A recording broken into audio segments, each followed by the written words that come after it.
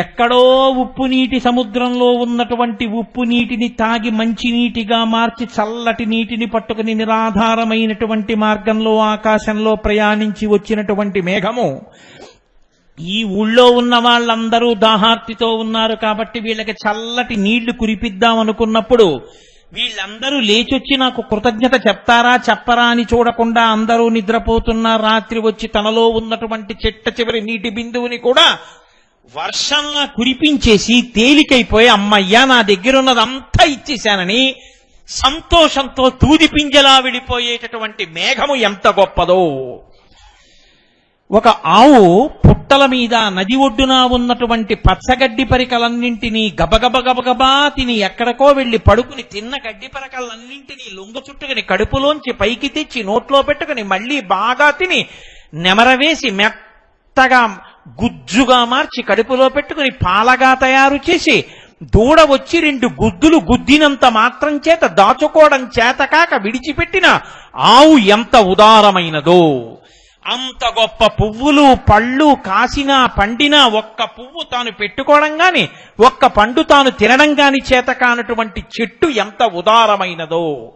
అంత ప్రవహించి వెళ్ళినా ఒకడు అందులో అశుద్ధాన్ని విసర్జించినా మూత్రం పోసినా స్నానం చేసినా ముళ్ళ చెట్లు గీరినా రాళ్లు అడ్డుపడ్డా పైనుంచి కింద పడినప్పుడు తల బద్దలైనా ఆగకుండా ప్రవహించి వెళ్ళేటప్పుడు తనలో స్నానం చేసినటువంటి వాళ్ళందరి యొక్క పాపములను కడగగలిగినటువంటి గంగ కూడా అంత పునీతమై అంత స్వార్థము లేనిదై అంత పరమప్రఖ్యాతమై భారతదేశానికే గంగానది ఒక తలమానికమై గంగా అన్న పేరు చెప్తే చాలు పులకించిపోయి గంగా స్నానం చెయ్యని వాడు ఉండడు, గంగ చెంబు ఇంట్లో లేనివాడు ఉండడు, గంగ బిందువు తల మీద పడితే చాలు పొంగిపోతారు, గంగ పేరు చెప్పకుండా కలశపాత్రకి ఆవాహన కూడా చేయరు.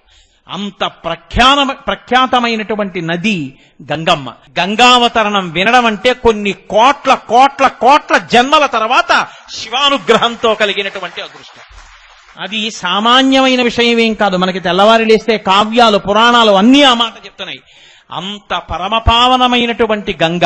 పరీక్షిత్ అంతటి వాడు ప్రార్థన చేశాడు, అమ్మాయని పిలిచిన నరు పొమ్మాయని ముక్తి గడకు బుద్ధువట, లిమాని రూపముతో రమ్మానాకెదురంగ గంగ రమ్య తరంగా అని అడిగాడు.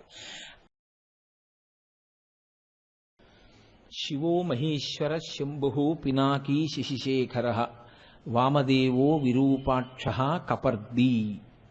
కపర్ది అంటే ఈ కపర్ది అన్న నామాన్ని వేదంలో యజుర్వేదంలో రుద్రాధ్యాయంలో కూడా వాడారు. నమ కపర్ది నీచవ్యుక్త కేశాయ చ అని. పెద్ద జటాజూటమున్నవాడు, ముండనమైనటువంటి శిరస్సు కలిగినవాడు. అంటే పరమశివుణ్ణి శంకరాచార్యుల వారిని ఇద్దరిని చూపించారు. కపర్ది అంటే నీటి చేత తడపబడినటువంటి పెద్ద జటామండలము కలిగినటువంటి వాడు అని. చాలా పెద్ద జటామండలము అంటే ఎంత పెద్దదై ఉంటుంది? వ్యోమకేశ, వ్యోమకేశో అంటే ఆకాశమంతా ఆయన యొక్క జటాజూటమై ఉంటుంది. అంటే ఇంకా ఎంతో పెద్దది అని మీరు చెప్పవలసి వస్తే ఆకాశాన్ని ఉపమానంగా చెప్తాం, ఆకాశమంత పందిరి వేశారు అని. అటువంటి ఆకాశము ఆయన యొక్క జుత్తయి ఉంటుంది. జటాధర, ఆయన యొక్క శిరస్సు జటలు కట్టి ఉంటుంది. అందుకని ఆయనకి అరుణ జటేశ్వరుడు అని ఒక పేరు. నీటి యొక్క స్పర్శ చేత ఆ జుత్తు ఎర్రపడిపోయి జటలు కట్టింది. ఆ జటలు కట్టి ఉంటే వికారంగా ఉంటుందా అంటే వికారంగా ఏముండదు, ఆయనకి మహాందంగా ఉంటుంది. ఆ జట కట్టి ఉండడం అనేటటువంటిది తపస్సుకి గుర్తు. శంకరుడు నిరంతరము తనలో తాను రమిస్తూ ఆత్మగా ఆనందమును అనుభవిస్తూ నిరంతరము జ్ఞానిగా నిలబడేటటువంటి స్వరూపము కలిగినటువంటి వాడు కనుక, తాను తక్క వేరొకటి లేనివాడు కనుక ఆయన తపస్సమాధి యందు ఉన్నట్టుగా ఉంటాడు. కానీ నిజానికి ఆయన తపించడానికి ఎవరి గురించి తపించాలి? ఆయన తపస్సు చేయడానికి ఎవరి కోసం తపస్సు చేస్తారు? కాబట్టి అది తపస్సు కాదు, అది తపోరూపమైనటువంటి ఆనందనిష్ట. తనలో తాను రమిస్తూ కూర్చుని ఉంటాడు ఆయన. అలా కూర్చుని ఉన్నటువంటి కారణం చేత తపోస్వరూపంగా ఆయన జుత్తంతా కూడా జటలు కట్టి ఉంటుంది. అందుకని ఆయనకి జటాధారి అని ఒక పేరు. అటువంటి పరమేశ్వరుడు కపర్ది వ్యోమకేశ జటాధారి, ఆయనే గంగాధర.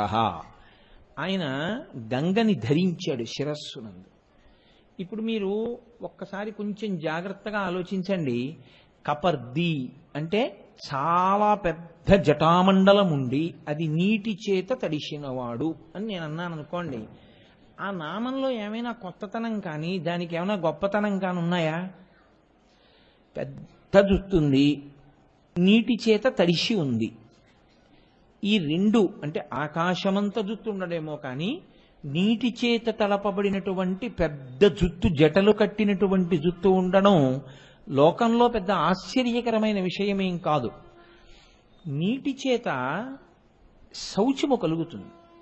నీటితో తడిసినటువంటి జుట్టు చాలా మందికి ఉంటుంది. అటువంటి జుత్తు ఏముందండి, తలస్నానం చేస్తే జుట్టు తడవదు. కాబట్టి అది కాదు అక్కడ. కపర్ది అన్న నామానికి ఉండేటటువంటి లక్షణం ఏమిటంటే ఆయన నీటికి పవిత్రతని కల్పించగలిగినవాడు. ఏ నీటి చేత ఆయన జటాజూటము తడిసిందో ఆ నీటికి పవిత్రత వచ్చింది. అయితే ఇప్పుడు ఆ నామము యొక్క వైశిష్ట్యమును మీరు పరిశీలించండి. లోకంలో శౌచము అంటే మన శరీరమునకు పట్టినటువంటి అశౌచము, అపవిత్రతని తీసేయగలిగినటువంటిది నీరు ఒక్కటే. అగ్నికి అలా పవిత్రత చేకూర్చగలిగిన లక్షణమున్న అగ్ని చేత సంపర్కమును పొందలేం మనం. అగ్ని చేత సంపర్కాన్ని పొందితే శరీరము దగ్ధమైపోతుంది. కాబట్టి అది ఒక్క అంత్యేష్టి సంస్కారమునందు మాత్రమే. అన్యథా ఇంకోలా జరిగినా అది ప్రమాదమే అవుతుంది తప్ప కావాలని ఎవరు అగ్నిశుద్ధి పొందడం అనేటటువంటిది సాధారణంగా లోకంలో సామాన్యులు పొందేటటువంటి స్థితి కాదు. కానీ మీరు చూడండి, నిద్రపోయి మీరు లేచారు.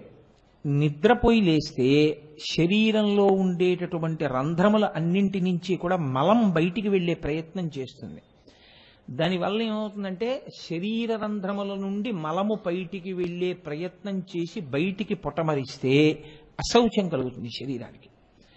ఆ అశౌచమున్న శరీరంతో అత్యంత శౌచప్రధానమైన ప్రదేశంలోకి మీరు వెళ్ళకూడదు. దేవాలయం శౌచప్రధానమైనటువంటి ప్రదేశం. అటువంటి ప్రదేశంలోకి నిద్ర లేచి ఆ బట్టలతో వెళ్ళకూడదు. కాబట్టి ఇప్పుడు మీకు శౌచం కలగాలి. మళ్ళీ కళ్ళు పుసిని విడిచిపెడతాయి, అంటే కొంచెం ఆ మలినమంతా కంటి మొదట్లోకి వస్తుంది. అలాగే ముక్కుల్లోకి మలినం చేరుతుంది. వీటన్నిటికీ శుద్ధి ఎలా కలుగుతుంది శరీరానికి? స్నానము చేత. స్నానము దేనితో చేస్తారు? నీటితో చేస్తారు. అది నూతులో నీళ్ళ, పంపులో నీళ్ళ, ఏట్లో నీళ్ళ, నదిలో నీళ్ళ, లేకపోతే చెరువులో నీళ్ళ కాసేపు పక్కన పెట్టండి.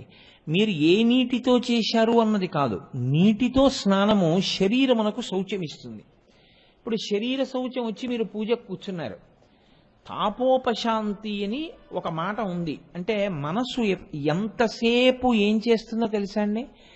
రెండు రకములైన వాటినే పట్టుకుంటున్నది. అది ఉద్వేగమును పొందకుండా సాఫీగా ఉండిపోయేటటువంటి విషయముల యందు అనురక్త కాదు. ఒకటి తాను కుంగిపోవడం, లేకపోతే తాను పొంగిపోవడం.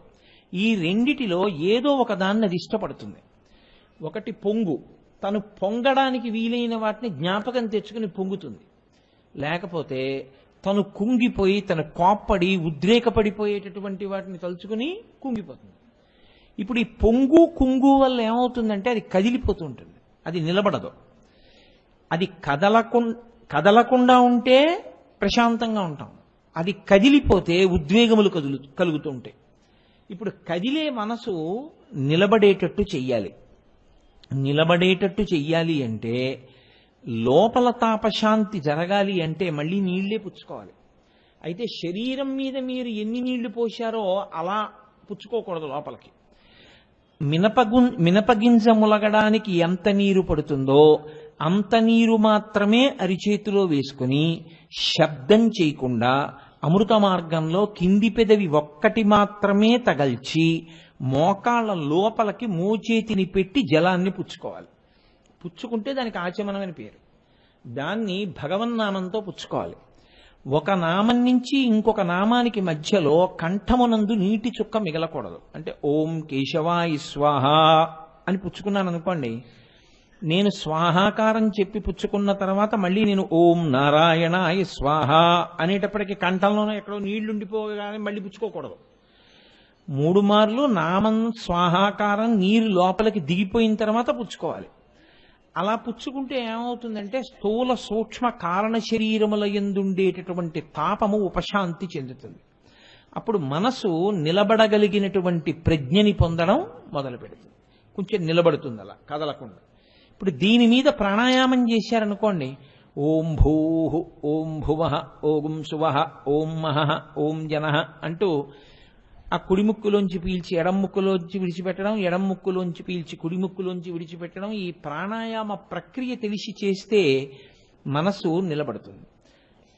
నిలబడిన మనసుతో మీరు ఈశ్వరుణ్ణి ఆరాధన చెయ్యాలి. అంతేకాని మనసు అటు ఇటు ఇటు ఇటు కదిలిపోతుంటే మీరు పూజ ఏం చేస్తారు? అందుకని ముందు మనస్సుని నిలబెట్టేటటువంటి ప్రక్రియలో లోపల ఉపశాంతికి నీరే సాధనం, బయట ఉపశాంతికి నీరే సాధనం. ఒకవేళ మీకు స్నానం చేసేటటువంటి అవకాశం ఎందువలనో కలగలేదు, లోపలికి ఆచమనం చేయడానికి మీరు పై వస్త్రంతో ఉన్నారు, ఇప్పుడు ఏం చేస్తారు? ఒకే ఒక్క మార్గం ఏమిటంటే నీళ్లు తీసి అపవిత్ర పవిత్రో వా సర్వావస్థ అంగతోపివా యస్మరేత్ పుండరీకాక్షం సబాహ్యాభ్యంతర శుచి. బాహ్యమునందు లోపల కూడా నాకు శౌచి సిద్ధి కొరకు భగవన్నామంతో నేను ఈ నీళ్లు చల్లుకుంటున్నాను. 3 మార్లు నీరు చల్లుకుంటాడు. శౌచము నీటి వలన కలుగుతోంది, లోపల తాపోపశాంతి నీటి వల్లే, పైన శరీరమునకు శౌచ సిద్ధి నీటి వల్లే కాదు. అసలు లోకంలో ఉండేటటువంటి సమస్త తాపములు ఉపశాంతి చెంది ఈశ్వరానుగ్రహం చేత మీ కోర్కెలు తీరాలి అంటే సంధ్యావందనం తప్పకుండా చెయ్యాలి. ఇప్పుడు సంధ్యావందనంలో ప్రథమ నియమం ఏమిటి? అర్ఘ్యప్రదానం. అర్ఘ్యం ఇవ్వాలి. అర్ఘ్యం దేంతో ఇస్తారు? నీటితోటే ఇవ్వాలి. కాబట్టి ఇప్పుడు సంధ్యావందనం అనేటటువంటిది ఏ రోజుని మారడానికి వీల్లేదు. అది ఇంకా ఎంత కఠినమైన నియమం అంటే సంధ్యావందనం అన్నది కొడుకుట్టాలని ఎందుకు ఏడుస్తారో తెలుసా అండి? కూతురైతే వచ్చిన నష్టమేం లేదు. కూతురు కడుపున పుట్టిన కొడుకు కూడా దౌహిత్రుడు ఔరసపుత్రుడితో సమానం శాస్త్రంలో. కొడుకు పుట్టాలని ఎందుకు ఏడుస్తారంటే ఒకవేళ ఈయన మంచం మించి లేచి స్నానం చేసి సంధ్యావందనం చేసుకోవడానికి వీలు లేనంతగా స్పృహ తప్పి మంచం మీద పడి బ్రతికి ఉంటే, ఇప్పుడు వేళకి సంధ్యావందనం చెయ్యని పాపం ఆయన ఖాతాలో పడకుండా ఉండాలంటే అలా చెయ్యగలిగిన వాడు ఒక్కడే. కొడుకు తండ్రి పేరు మీద సంధ్యావందనం చేసి తర్వాత తన పేరు మీద సంధ్యావందనం చేసుకోవాలి, ఆయన ఒంట్లో బావులేక మంచం మీద పడుకుంటే. కాబట్టి కొడుకుంటాలని ఎందుకు కోరుకుంటారంటే సంధ్యావందనం అనేటటువంటిది ఆఖరి ఊపిరి ఉన్నంత వరకు కూడా వేళ పట్టున చేసి తీరవలసినటువంటి ప్రధాన కర్మ. అది ఇంకా అనుల్లంఘనీయము. దాన్ని విడిచిపెట్టడం అన్న మాట లోకంలో లేదు. ఒకవేళ అథవా ఏదో చాలా కారణాంతరాల చేత సంధ్యావందనం చేయలేపాడు, సాయంకాలం 4 గంటలకు బయలుదేరాలి.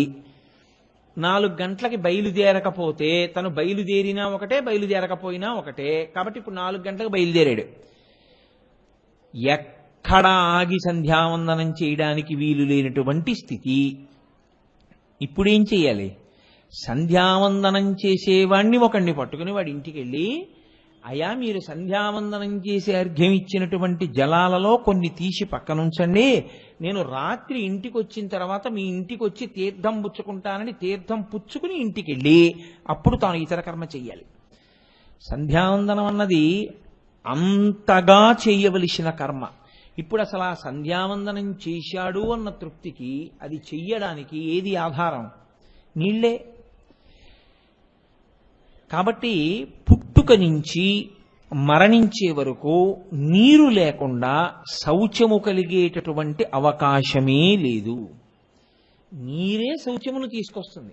శౌచం అంటే శరీరమునకు ఉన్నటువంటి అశౌచము. అశౌచము అంటే దేనితో మీరు ఈశ్వర కార్యం చెయ్యడానికి అంగీకరించరో అటువంటి ప్రతిబంధకాన్ని తీసేయడానికి అవకాశం ఒక్క స్నానము చేతనే. నేను ఇంకా దాని గురించి పెద్ద విశేషమైన వివరణ చెయ్యక్కర్లేదు. ఎటువంటి అపవిత్రత అయినా ఆ స్నానంతో తొలగిపోతుంది. ఇప్పుడు దీన్ని బట్టి మీకు ఏమర్థం అవుతోంది? నీరొక్కటే లోకంలో శౌచ సిద్ధిని కల్పించగలదు. నీరు వినా ప్రతిరోజు శౌచ సిద్ధికి విభూతి స్నానం చెయ్యం. ఏదో చాలా ఆత్యయిక పరిస్థితి అయితే, జ్వరంగా ఉంది, లేవగలడు, కూర్చోగలడు, అర్ఘ్యం ఇవ్వగలడు, కానీ స్నానం చేయకూడదు. అప్పుడు విభూతి స్నానం చేసి సంధ్యావందనం చేయాలి. రోజు విభూతి జల్లుకుని వెళ్ళిపోతానండి అంటే కుదరదు. రోజు శౌచానికి నీళ్లే. కాబట్టి నీటి కన్నా మీకు శౌచమును ఇవ్వగలిగినటువంటి పదార్థం ప్రపంచంలో ఇంకొకటి లేదు. ఇప్పుడు ఇంత శౌచమును ఇవ్వగలిగినటువంటి నీటి చేత తడిసినటువంటి శివుని యొక్క జటాజూటము గొప్పదై ఉంటే నీటి తడి వలన గొప్పదయిందా? నీటికి అంత శౌచం, అంత గొప్పతనం శివుడి తల మీద పడడం వల్ల వచ్చిందా? అంటే ఆయన తల నీటి చేత తడిసింది కాబట్టి ఆయనకి శౌచం రాలేదు. నాకైతే అలా వస్తుంది శౌచం. నేను తలస్నానం చేస్తే నాకు శౌచం వస్తుంది. ఆయన అలా తలస్నానం చేస్తే ఆయనకి శౌచం రాలేదు. ఆయన నీళ్లు పోసుకోవడం వల్ల నీటికి శౌచం వచ్చింది. ఎంత శౌచం వచ్చిందో తెలుసా అండి? మామూలుగా స్నానం మీకు శౌచమునిస్తుంది. ఆయన ఒంటి మీద పడినటువంటి నీరు ఇలా చల్లుకుంటే పాపము విరిగిపోతుంది. అది గంగ. అందుకని ఆయన గంగాధరుడయ్యాడు. ఇప్పుడు బాగా పట్టుకోండి నేను చెప్పే విషయాన్ని.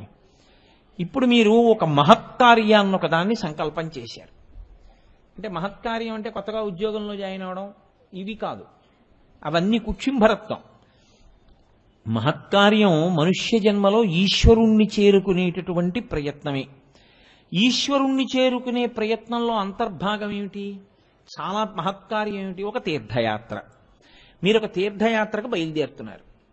ఒక మోక్షపురి ప్రవేశానికి సంకల్పం చేశారు. కాంచీపురం వెడదాం సంకల్పం చేశారు. కాంచీపురం మోక్షపురి, అరుణాచలం మహోత్కృష్ట ప్రదేశం, గోకర్ణం మహాద్భుత ప్రదేశం. అందులోకి రావాలి అంటే ఈశ్వర శాసనం లేకుండా లోపలికి రాలేరు మీరు. ఆయన అనుగ్రహిస్తేనే లోపలికి వెడతారు. ఇప్పుడు మీకు పాపం ఉందనుకోండి, చాలా పెద్ద పాపం, ఈశ్వరుడు లోపలికి రానివ్వడు.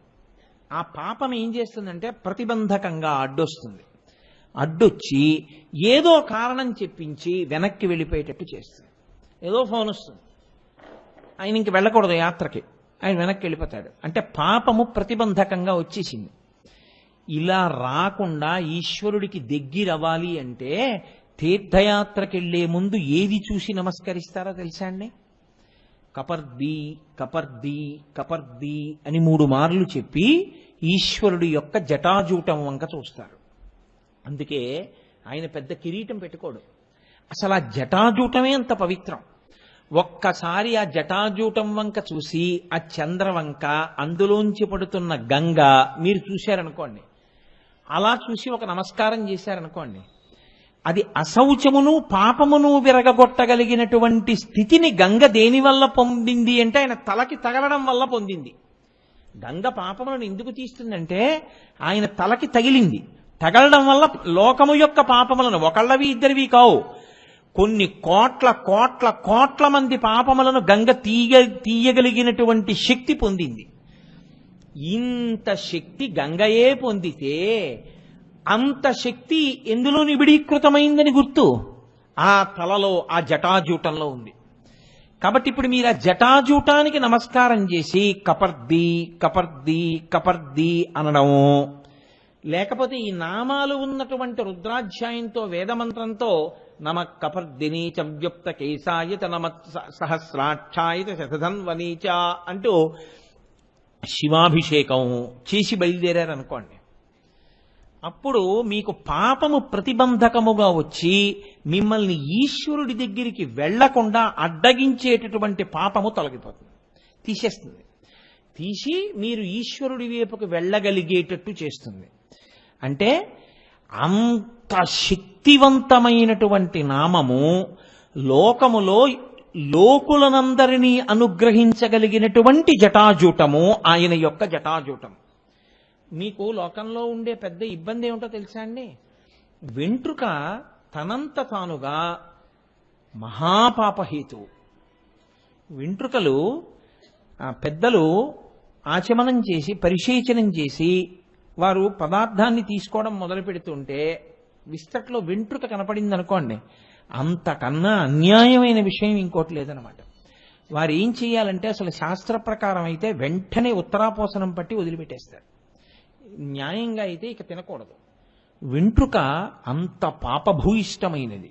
వెంట్రుక ఒకటి, గోరొకటి. అందుకే ఆభిచారిక క్రియల్లో వాడుతుంటారు అరికాలు, మన్ను, వీటిని. కాబట్టి ఈ వెంట్రుక, గోరు ఈ రెండూ కూడా అశౌచమునకు నిలయములు. అందుకే వెంట్రుకలు ఇంట్లో ఉండకుండా తీసేయండి, వెంట్రుకలు తీసేయండి అంటారు. లోకంలో బాగా నల్లగా పొడుగ్గా ఉన్నటువంటి జడ ఉందనుకోండి, అది మోహమును కల్పిస్తుంది.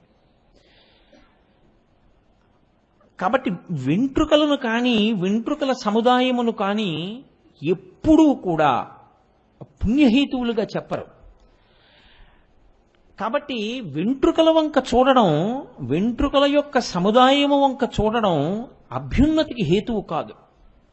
కానీ ఒక్క పరమశివ జటాజూటము, ఆయన యొక్క కేశముల సంఘాతము, ఆ జటలు, ఆ జడ, ఆయన యొక్క జుత్తు, ఆ కొప్పు చూసినంత మాత్రం చేత మీ పాపములన్నీ నశిస్తాయి.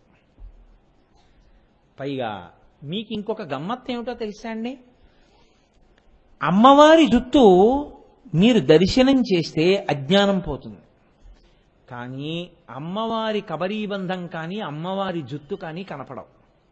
ఎందుకని అంటే కబరీబంధం ఎక్కడేసుకుంటుంది? వెనక వేసుకుంటుంది కొప్పు.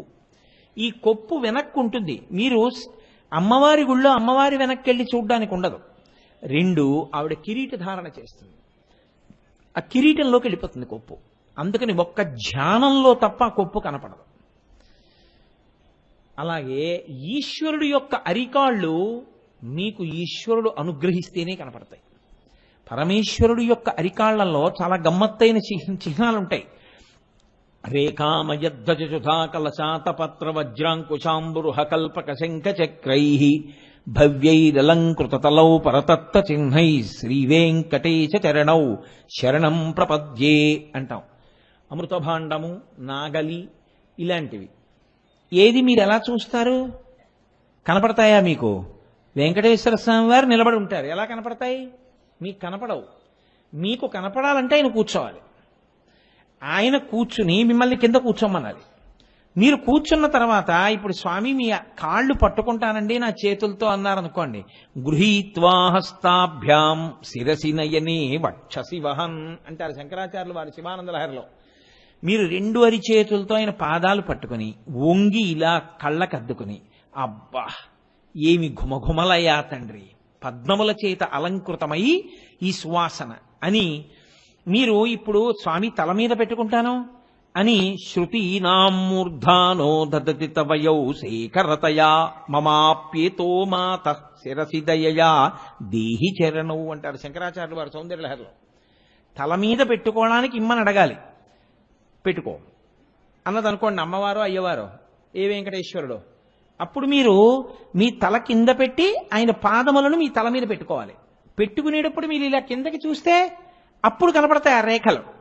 అందుకే అవి ఎప్పుడు కనపడతాయి? పరమయోగీంద్రులకు భావగోచరమైన సరిలేని పాదాల జంట కంటి. అవి మాంసనేత్రంతో చూసేది కాదు. బాగా యోగమునందు నిలబడగలిగినటువంటి ప్రజ్ఞ కలిగినటువంటి యోగీంద్రులు మాత్రమే అరికాళ్ళు చూడగలరు. కాబట్టి అజ్ఞానదాహకత్వం చేసేటటువంటి అమ్మవారి యొక్క కబరీబంధం గాని ధునోతుద్భాంతం నస్తులిత దళితే ఇందీవరవనం అంటారు శంకరాచార్యులు వారి సౌందర్యలహరిలో. అమ్మవారి కబరీబంధం అజ్ఞానాన్ని తీసేస్తుంది, కనపడదు. మీకు ఒక్క ధ్యానంలోనే కనపడుతుంది. పరమేశ్వరుడు శ్రీ మహావిష్ణువు యొక్క పాదములలో ఉండేటటువంటి ముద్రలు ఒక్క ధ్యానములోనే కనపడతాయి. సమస్త పాపములను తొలగతోయగలిగినటువంటి పరమశివుని యొక్క జటాజూటం ఒక్కటే మీకు ఎప్పుడు కావాలంటే అప్పుడు కనపడదు. ఎందుకంటే అది ఆయన వెనక్కి వేసుకోడు, వెనక్కి వేసుకునే కొప్పు కాదు, అది ఆయన పైకి కట్టుకుంటాడు ఇలా జటాజూటాన్ని. 2, ఆయన ఆ జటాజూటం ములిగిపోయేటటువంటి కిరీట ధారణ చెయ్యడు. అంత పెద్ద కిరీటం పెట్టి కూర్చోడు పరమేశ్వరుడు, ఎప్పుడు జటాజూటమే ఆయన కిరీటం. కాబట్టి ఇప్పుడు జటాజూటం ఎదురుగుండా కనపడుతూ ఉంటుంది.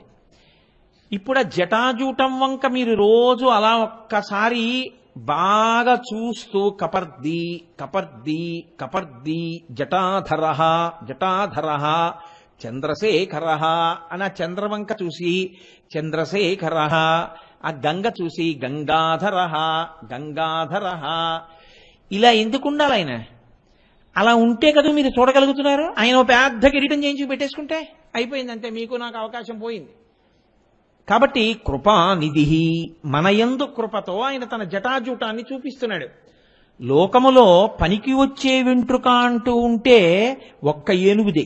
ఏనుగు వెంట్రుక మాత్రం దృష్టి దోషం కూడా తగలనివ్వాలి. అందుకని ఏనుగు వెంట్రుక లోపల పెట్టి పైన రాయి పెట్టి ఉంగరం చేసి పిల్లలకు పెడతారు దృష్టి దోషం తగలకుండా. ఏనుగు వెంట్రుక శక్తి ఉంది తప్ప లోకంలో ఇంకా ఏ వెంట్రుకకి కూడా పవిత్రమై మీకు ఉపకారము చేయగలిగినటువంటి వెంట్రుకలు కలిగి ఉండవు. ఏ చామరీ మృగం లాంటి దాన్నో పక్కన పెట్టండి. కానీ పరమశివుని యొక్క కేశపాశము, ఆ జటాజూటము పాపములనే తీయగలిగినటువంటి శక్తి కలిగినది. కాబట్టి ఆయన కపర్ది.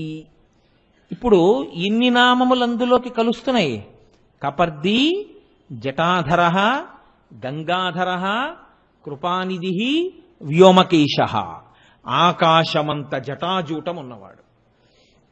ఇప్పుడు ఇటువంటి పరమేశ్వరుడు గంగని ధరించినాడు. ధరించడము అన్న మాటకు అర్థం ఏమిటి? పట్టుకుని ఉండుట అని. ఇప్పుడు నేను దీన్ని ధరించాను అన్నాను అనుకోండి, ఇది నా నుంచి జారి పడిపోతోంది అనుకోండి, అప్పుడు నేను ధరించానన్న మాట అన్నాం.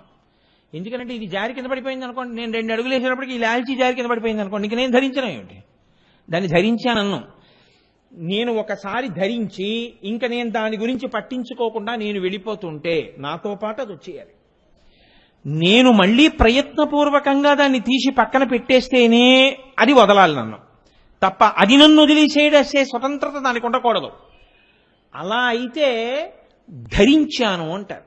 దాన్ని ధరించాడండి ఆయన. బట్టలు ధరించాడు, పుష్పమాల ధరించాడు. ఆయన గంగను ధరించాడు, గంగాధరుడు. ఎలా కుదురుతుంది?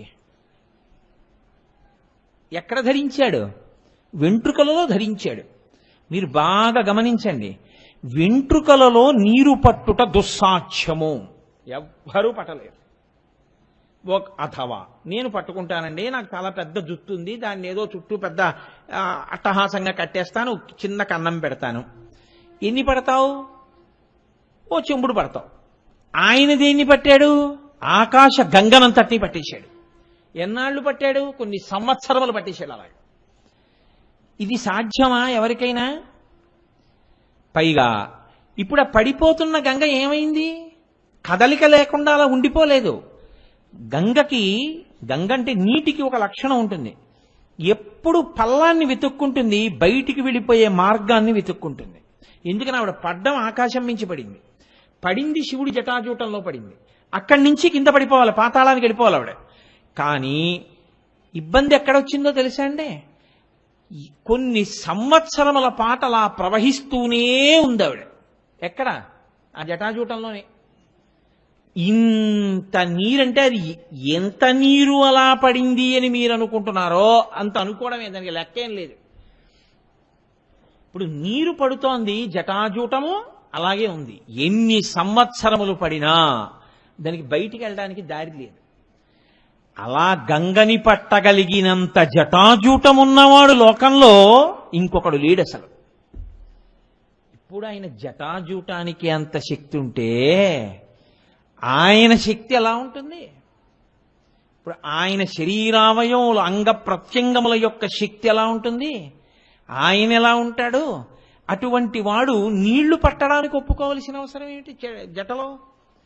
అది గంగాధర అంటే తాను పట్టగలడు, అట్టె పెట్టగలడు, తాను వదలాలనుకుంటేనే వదలగలడు. ఇప్పుడు పట్టడం వల్ల, వదలడం వల్ల ప్రయోజనం ఎవరికి కలిగింది? పట్టడం వల్ల వదలడం వల్ల అహంకారం ఎవరికి వదిలింది? మీరు ఒక్కసారి ఆలోచించండి. గంగాధర నామం ప్రారంభం దేంతో మొదలంటే, ఒక వంశంలో పుట్టి చాలా దుడుకుతనంతో ప్రవర్తించి చనిపోయిన వాళ్ళు ఉన్నతగతులు పొందడం కోసమని చెప్పి అవతరించడానికి ప్రారంభమైనటువంటి గంగా అవతరణ కథ ఎవరి దగ్గర పూర్తయిందంటే, మొత్తం లోకంలో పుట్టినటువంటి సమస్త జనావళికి ఉపకారం చేయడం దగ్గర పూర్తయింది. అంటే ఇంకా ఇంత స్థాయిలో ఉపకారం చెయ్యగలిగినటువంటి వాడు ఇంకొకడు ఉంటాడా? ఈశ్వరుడు తప్ప. ఇది ఆయన గొప్పతనం. ఇప్పుడు మీరు ఆ కోణంలో అవతరించే ప్రయత్నం చేయండి. ఇంకింతకన్నా నేను ఎక్కువ సమయం తీసుకోవడం కుదరదు. ఒకానొకప్పుడు ఇక్ష్వాకు వంశంలో సగర చక్రవర్తి, ఆయన పేరు సగరుడు. ఎందుకంటే ఆయన పుట్టుకే విషంతో పుట్టారు. ఆయన అలా అనుగ్రహించారు. ఒక సవతి తల్లి ఆ పిల్లవాడు అమ్మ కడుపులో ఉండగా విషం పెట్టింది అతన్ని చంపేయాలని. కానీ ఆ తల్లి వెళ్ళి ప్రార్థన చేస్తే, నీకేం భయం లేదులే అమ్మా, నీ కొడుకు విషంతో పుట్టేస్తాడు, వాడు నేను చేయది విషమని వరం ఇచ్చారు ఋషులు. ఆయన అలా విషంతో పుట్టాడు కాబట్టి ఆయనకి సగరుడు అని పేరు. ఇప్పుడు ఆ సగర చక్రవర్తికి 2 భార్యలు. ఇక్ష్వాకు వంశంలో మీరు కొంచెం జాగ్రత్తగా గమనిస్తే ఓ గమ్మత్తు. ఇక్ష్వాకు వంశంలో ఎప్పుడూ పిల్లల కోసం తాపత్రయపడుతూ ఉండడం ఒకటి ఉంటుంది. అంత తేలిగ్గా వంశం నిలబడిపోవడం, పిల్లలు పుడుతూ ఉండడం జరుగుతూ ఉండదు. అక్కడక్కడ కొంచెం ఇబ్బంది పడుతూ ఉంటారు. రఘుమహారాజు గారు నందినీ దేవిని సేవించాడుగా, దశరథ మహారాజు గారు పుత్రకామిష్టి చేశాడుగా. కాబట్టి ఇప్పుడు ఆ ఇక్ష్వాకు వంశంలో పుట్టినటువంటి సగర చక్రవర్తికి 2 భార్యలు. పెద్ద భార్య పేరు కేశిని, చాలా సుగుణాల రాశి, అంత మంచిది. రెండవ భార్య పేరు సుమతి, ఆవిడ కూడా మంచిది. 2 భార్యలు మంచివాళ్ళు. రాజ్యం ఉంది, అకంటకంగా పరిపాలన చేస్తున్నాడు, సమస్త ఐశ్వర్యం ఉంది. ఒక్కటే లోటు, 2 భార్యలున్నారు కానీ ఒక్క నలుసు లేదు, బిడ్డలు లేరు. అంటే మీరు జాగ్రత్తగా పరిశీలనం చేస్తే సుఖపడడానికి సంతోషించడానికి ఎన్నున్నాయో ఇన్నిటినీ పక్కన పెట్టి, అయ్యో ఇన్నున్నాయి కానీ అదొక్కట్లేదని దేని గురించి ఏడవడం వల్ల అది ఉంటే ఇవన్నీ లేకపోయినా పర్వాలేదని బాధపడవలసి ఉంటుందో అటువంటిది లేకుండా పోయింది. మీరు గమనించారో లేదో? ఇన్ని లేకపోయినా సుగుణాభిరాముడైన ఓ కొడుకున్నాడు అనుకోండి, మంచి కొడుకున్నాడనో తృప్తి ఉంటుంది. చాలు, ఇంత మహానుభావుడు అటువంటి వాడు కొడుకుగా పుట్టాడు. అన్నీ ఉన్నాయి, కొడుకే లేడు, పిల్లలే లేరు. ఇది సగర చక్రవర్తి బాధ. అంటే ఇప్పుడు ఈ బాధ ఎందుకు వచ్చింది? ఏదో పాపం వల్ల వచ్చింది. పాపం ప్రతిబంధకంగా నిలబడకపోతే కష్టం ఎందుకు వస్తుంది? కాబట్టి ఇప్పుడు ఇది పోవాలంటే ఏం చేయాలి? ఈశ్వరుడు యొక్క అనుగ్రహాన్ని పొందాలి. ఈశ్వరానుగ్రహం పొందాలంటే ఏం చేయాలి? తపస్సు చేయాలి. తపస్సు చేయాలంటే ఏం చేయాలి? దానికి యోగ్యమైన ప్రదేశం మీద కూర్చోవాలి. యోగ్యమైన ప్రదేశం ఏది? హిమాలయ పర్వతం. అక్కడ అందరూ తాపసులు నివసిస్తూ ఉంటారు, పరమ భాగవతోత్తములందరూ తిరుగుతూ ఉంటారు. అంచేత ఆ ప్రదేశము పునీతమై ఉంటుంది. కాబట్టి ఆయన హిమాలయ పర్వతాల మీదకెళ్ళి కూర్చుని తపస్సు మొదలెట్టాడు. అది ఎక్కడ తపస్సు చేస్తున్నాడు? భృగు ప్రస్రవణము అనబడేటటువంటి ఒక ప్రదేశంలో తపస్సు చేస్తున్నాడు. అక్కడికి ఒక రోజున భృగు అని పిలవబడేటటువంటి పరమ ప్రఖ్యాతి వహించినటువంటి ఋషి వచ్చారు.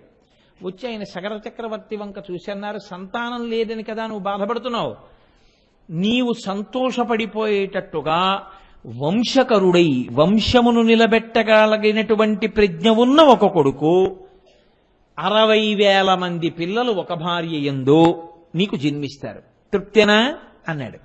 పిల్లలే లేరని ఏడుస్తున్న వాడికి ఒక భార్యకి 60,000 మంది. ఋషి అనుగ్రహిస్తే ఏముందండి, ఆయన దైవశక్తి అటువంటిది. ఒక భార్యకి వంశకరుడైన కొడుకు. వంశకరుడు అంటే ఏమిటి అర్థం? ఆయన తర్వాత కొడుకులు ఉంటారు. 60,000 మంది పిల్లలు ఉంటారు, వాళ్ళు వంశకరులన్న మాట ఋషి అనలేదు. అంటే దాని ఉద్దేశం ఏమిటి? వాళ్ళు ఇంకా పిల్లలు లేకుండానే వెళ్ళిపోతారు కదా. అలా వెళ్ళిపోవడానికి కారణం ఏమిటై ఉంటుంది? అత్యుత్సాహం. అత్యుత్సాహం అంటే ఏమిటో తెలుసా అండి? చేసేద్దాం తాపత్రయమే కానీ ఏది ఎలా చెయ్యాలో తెలియకుండా చేయడం. దానివల్ల ప్రమాదం వస్తుంది. ఆ ప్రమాదమే కొంప ముంచేస్తుంది. కాబట్టి ఇప్పుడు 60,000 మంది ఒక భార్యకి, వంశకరుడు ఒక భార్యకి అని ఆయన ఊరుకున్నాడు. ఇప్పుడు వీళ్ళిద్దరికి అనుమానం వచ్చింది, కేశినికి సుమతికి. ఎవరికి 60,000 మంది, ఎవరికి ఒకడు? కాబట్టి వాళ్ళన్నారు రాజు దగ్గరికి వెళ్ళి, మాలో ఎవరికి 60,000 మంది పుడతారు, ఎవరికి ఒకడు పుడతాడు అని అడిగారు. అడిగితే ఆయన అన్నాడు, ఈ మాట నన్ను అడిగితే నాకు తెలుసా, నేను ఆ వరం ఇచ్చిన వాడిని, తెలుసున్నవాడు ఆయన్ని అడుగుదాం. భృగు మహర్షిని అడిగారు. అడిగితే ఆయన అన్నాడు, నేను చెప్పడం ఎందుకు, మీలో ఎవరికి 60,000 మందో, ఎవరికి వంశకరుడో, మీలో ఎవరికి 60,000 మంది కావాలి, ఎవరికి ఒక్కడు కావాలి, అడగండి అన్నాడు. మునేస్తువచలం శ్రుత్వా కేశిని రఘునందన పుత్రం వంశకరం రామ జగ్రాహన్ నృపసన్నిధౌ. ఆ కేశిని అంది, నాకు ఒక్క కుమారుడు వంశకరుడు చాలు. మహర్షి అన్నారు, తథాస్తు, నీకు వంశకరుడైన కుమారుడు జన్మిస్తాడు. ఇప్పుడు సుమతి వంక చూసి, ఈమె కూడా నాకు వద్దండి 60,000 మంది, నాకు ఒక్కడే కావాలందనుకోండి, అప్పుడు మళ్ళీ కథ జటిలం అవుతుంది. కానీ ఆవిడంది, మహర్షి వచనం శ్రుత్వా, ఆయన చెప్పినటువంటి మాటను విని, సుపర్ణ భగినీ తథా షష్ఠిం పుత్ర సహస్రాణి సుపర్ణ భగినీ తథా మహోత్సాహన్ కీర్తిమతో జగ్రాహన్ సుమతి సుతాన్. 60,000 మంది పిల్లలు, మహోత్సాహం, అత్యుత్సాహం ఉన్నవాళ్ళు, మంచి కీర్తి, లోకంలో శాశ్వతంగా వాళ్ళ పేరు జ్ఞాపకం ఉండిపోయేటట్టుగా చెయ్యగలిగినటువంటి వాళ్ళు నాకు కావాలి. ఆయన అన్నాడు, తథాస్తు, గొడవ లేదుగా, నేను ఎలా అన్నానో అలాగే అడిగారు మీరిద్దరు, ఇంక ఇబ్బంది ఏముంది, అలా పొద్దుతారు, వెళ్ళండి అన్నాడు. రాజు సంతోషంగా 2 భార్యల్ని తీసుకుని ఇంటికి వచ్చేసాడు. పెద్ద భార్య సుమతికి ఒక కుమారుడు పుట్టాడు, కేశినికి. పెద్ద భార్య కేశినికి ఒక కుమారుడు పుట్టాడు. ఆయనకి అసమంజసుడు అని నామకరణం చేశాడు. ఈ 2వ భార్యకి ఒక పెద్ద సొరకాయ లాంటిది ఒకటి జన్మించింది. ఇప్పుడు ఈ సొరకాయ బయటికి వచ్చిన తర్వాత పగిలింది. అందులో 60,000 మంది పిల్లలు, చిన్ని చిన్ని చిన్ని చిన్ని చిన్ని చిన్ని పిల్లలు. చూడండి, లింగంలో సహస్రలింగం అని ఉంటుంది, ఆ లింగంలోనే 1000 లింగాలు ఉంటాయి. అలా సొరకాయలో 60,000 పిండములు ఉన్నాయి. ఇప్పుడు ఈ 60,000 పిండాల్ని కూడా నీటి పాత్రలో పెట్టి దాదులు పెంచి పెద్ద చేశారు. 60,000 మంది పిల్లలు పెద్దవాళ్ళై బయటికి వచ్చారు. ఇప్పుడు చూడండి, ప్రిమిచ్యూర్ బర్త్ అని చెప్పి ఏదో 7వ నెలలో పుట్టేసినటువంటి పిల్లల్ని అమ్మ కడుపు ఎలా ఉంటుందో అటువంటి వాతావరణంలో పెంచగలిగినటువంటి సాంకేతిక పరిజ్ఞానం ఇప్పుడు వచ్చింది. ఆ రోజుల్లో తపశ్శక్తితో, ఆయుర్వేదంతో అటువంటి సిద్ధిని వాళ్ళు పొందారు. కాబట్టి 60,000 మంది పిల్లల్ని నీటి కుండల్లో పెట్టి పెంచి దాదులు పెద్ద చేశారు. 60,000 మంది సుమతి యొక్క బిడ్డలు, అసమంజసుడు కేశిని యొక్క కుమారుడు. ఈ 60,000 మంది పేర్లేమి అని అడిగారనుకోండి, ఎందుకు వచ్చిన ఇబ్బంది ఇదంతా అని ఏం చేశారంటే, 30 రోజులు 60,000 మంది పిల్లల పేర్లు చెప్తే వచ్చే ఉపయోగం ఏముందో పుస్తకం పట్టుకుని సగరులు అనండి అన్నారు. సగర చక్రవర్తి కుమారులు కాబట్టి వాళ్ళకి సగరులు. అంటే సగరులేనా, అసమంజసుడు కూడా సగరుల్లో ఒకడే, ఎందుకంటే సగర చక్రవర్తి కొడుకే. కానీ 60,000 మందికి సగరులని పేరు. ఇప్పుడు ఆ 60,000 మంది పెరుగుతున్నారు, అసమంజసుడు పెరుగుతున్నాడు. ఈ అసమంజసుడికి ఒక లక్షణం ఉండేది. వీడు సాయంకాలం అయ్యేటప్పటికీ అయోధ్యానగరం ఆవలి ఒడ్డున ఉన్నటువంటి సరయూనది దగ్గరికి వెళ్ళి పిల్లలందరినీ ఆడుకోవడానికి రెండిని పిలిచేవాడు. రాజుగారి కొడుకుతో ఆడుకోవడం అంటే సరదా కదూ. అందరూ, ఊళ్ళో ఉన్న పిల్లలందరూ వచ్చేవారు. ఈ పిల్లలందరినీ తీసుకెళ్లి వాడు ఏం చేసేవాడంటే నీళ్లలోకి విసిరేసేవాడు. విసిరేస్తే ఆ పిల్లలు నీళ్లలోంచి తప్పుకొని బయటికి వద్దామంటే వాళ్ళు రావడానికి వీలు లేకుండా రాళ్ళు వేసి కొట్టేవాడు. కొడితే వాళ్ళు పాపం పైకి రాలేక ఆ నీళ్లలో కొట్టుకుపోయేవారు. రోజు అలా కొంతమంది పిల్లలు కొట్టుకుపోవడం, వాడు సంతోషంగా ఇంటికి వచ్చేయడం. ఏవం పాప సమాచార సజ్జన ప్రతిబాధక పౌరాణామహితో యుక్తో పుత్రో నిర్వాసిత పురాన్. మహారాజుకి వెళ్ళి చెప్పారు, అయ్యా నీ కొడుకు ఇలా చేస్తున్నాడు, పిల్లల్ని చంపేస్తున్నాడు. ఆ రోజుల్లో రాజులు అటువంటి వాళ్ళు, వాళ్ళకి పుత్రమిత్రభేదం కానీ లేకపోతే పుత్రశత్రుభేదం కానీ వాళ్ళకి ఏం లేవు. లోకమునకు అపకారం చేస్తున్నాడు కాబట్టి పిల్లవాడు ఉండడానికి వీల్లేదు ఊళ్ళో. కాబట్టి రాజ్య బహిష్కారం విధించాడు సగర చక్రవర్తి. పుట్టిన కొడుకు అసమంజసుడు రాజ్యాన్ని విడిచిపెట్టి అడవులకు వెళ్ళిపోయాడు. ఆ అడవులకు వెళ్ళిపోయేటప్పటికే అసమంజసుడికి ఒక కొడుకున్నాడు. ఆయన పేరు అంశుమంతుడు. ఇప్పుడు ఆ అంశుమంతుడు సగర చక్రవర్తి దగ్గర ఉన్నాడు. చాలా కాలం అయిపోయిన తర్వాత సగర చక్రవర్తి అశ్వమేధయాగం చేస్తున్నాడు. గుర్రాన్ని విడిచిపెట్టారు. అశ్వమేధయాగంలో గుర్రాన్ని విడిచిపెడతారు కదండి, మరి అందులో గుర్రాన్ని విడిచిపెట్టారు. దానికి అంశుమంతుణ్ణి కాపలాగా పెట్టి ఆ గుర్రాన్ని పంపించాడు. దేవేంద్రుడు ఆ గుర్రాన్ని అపహరించాడు. ఎవరి రూపంలో అపహరించాడు? ఇంద్రుడిగా అపహరించలేదు. రాక్షసీం తనుమాస్తాయా యజ్ఞీయాశ్వమపాహరత్. రాక్షసుడి వేషంలో ఎత్తుకుపోయాడు. ఎత్తుకుపోతే గుర్రం కనపడలేదు. వెతికాడు వెతికాడు వెతికాడు వెతికాడు, గుర్రం లేదు. తిరిగి వచ్చేసాడు అంశుమంతుడు. వచ్చేసి అన్నాడు, తాతగారండి తాతగారండి, మరి అసమంజసుడు కొడుకు కదా సగర చక్రవర్తి తాతగారు అవుతారు. తాతగారు తాతగారు, నాకు గుర్రం కనపడలేదండి, ఎవరో ఎత్తుకుపోయారు ఒక రాక్షసుడు అన్నాడు. అంటే సగర చక్రవర్తి అన్నాడు, వేదం చదువుకున్నటువంటి ఇంతమంది నిష్ఠాగరిష్ఠులైనటువంటి మహాభక్తులైన ఋషులు ఇంతమంది ఇక్కడ ఉండగా రాక్షసులు రాలేరు. కాబట్టి ఇది ఎవరో కావాలని చేసిన పని. ఇది తెలుసుకోవాలి అంటే ఇప్పుడు భూమండలం అంతా వెతకాలి. భూమండలం అంతా వెతికేయాలంటే నువ్వు కూర్చోరా, నా కొడుకులు ఉన్నారుగా, 60,000 మంది సగరులు ఉన్నారుగా, సుమతి కొడుకులు అని వాళ్ళని పిలిచాడు. పిలిచి ఆయన అన్నాడు, యోజనాయామ విస్తారమేకైకో ధరణీతలం బిభిదు పురుష వ్యాఘ్ర వజ్రస్పర్శ సమైర్నకై అన్నాడు. మీ గోళ్లు వజ్రములతో సమానంగా ఉంటాయి, అంత పదునుగా ఉంటాయి. ఈ భూమిని అంతటినీ మీరు పనిచేసుకోండి. ఒక్కొక్కడు ఒక్కొక్క యోజనం తీసుకోండి. 60,000 మంది ఉన్నారు కదా, 60,000 యోజనాలు తీసేసుకోండి. తీసేసుకుని గోళ్ల వజ్రములతో సమానమైన గోళ్లతో భూమిని అంతటినీ గోతులు పెట్టేయండి. పెట్టేసి పాతాళం వరకు వెళ్ళిపోండి. వెళ్ళిపోయి ఎక్కడ ఉందో గుర్రం వెతికి తీసుకురండి. ఎందుకనంటే నేను లేవకూడదు పీటల మించి, దీక్షలో ఉన్నాను. దీక్ష అంటే నియమం, అది దీక్షాంతర్గత నియమం ఏమిటో తెలుసా అండి? పూజకి కూర్చుంటే ఇక మాట్లాడడం కానీ లేవడం కానీ ఏమీ చేయకూడదు. అలా ఉండకుండా దీక్ష తీసుకుని దీక్ష చేస్తే అదంతా దీక్షాభంగమే. కాబట్టి నేను లేవకూడదు పీటల మించి. అలా లేస్తే అరిష్టం జరుగుతుంది. కాబట్టి నేను లేచి వెళ్ళకూడదు. మీరు వెళ్ళి పట్టరండి గుర్రాన్ని, 60,000 మంది వెళ్ళండి అన్నాడు. అంటే ఇప్పుడు 60,000 మంది బయలుదేరారు. వాళ్ళు భూమిని అంతటినీ కూడా వెతికేశారు, భూమిని చీల్చేశారు, గోతులు పెట్టేశారు, పాతాళం దగ్గరికి వెళ్ళిపోయారు, కనపడ్డ వాళ్ళందరినీ చంపేశారు, రాళ్ల పెట్టి కొట్టేశారు, మా గుర్రం కనపట్టలేదన్నారు. భూమి అతలాకుతలమైపోయింది. ఎంతో ప్రాణికోటి నశించిపోతోంది. ఇప్పుడు దేవతలందరూ కలిసి ఇదేమిటి, పృథివీ స్వరూపమే పాడైపోతోంది, అసలు భూమి పాడైపోతోంది. వాళ్ళందరూ చతుర్ముఖ బ్రహ్మగారి దగ్గరికి వెళ్ళారు.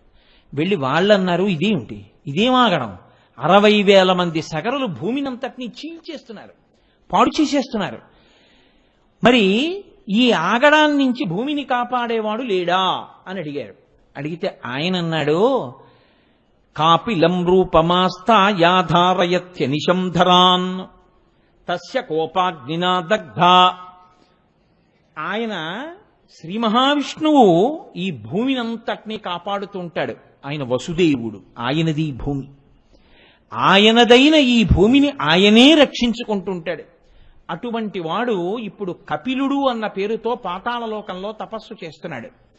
వీళ్ళు ఎందుకు పుట్టారో తెలుసా? ఈ 60,000 మంది ఇంత మహోత్సాహంతో ఉండడానికి కారణం ఏమిటో తెలుసా?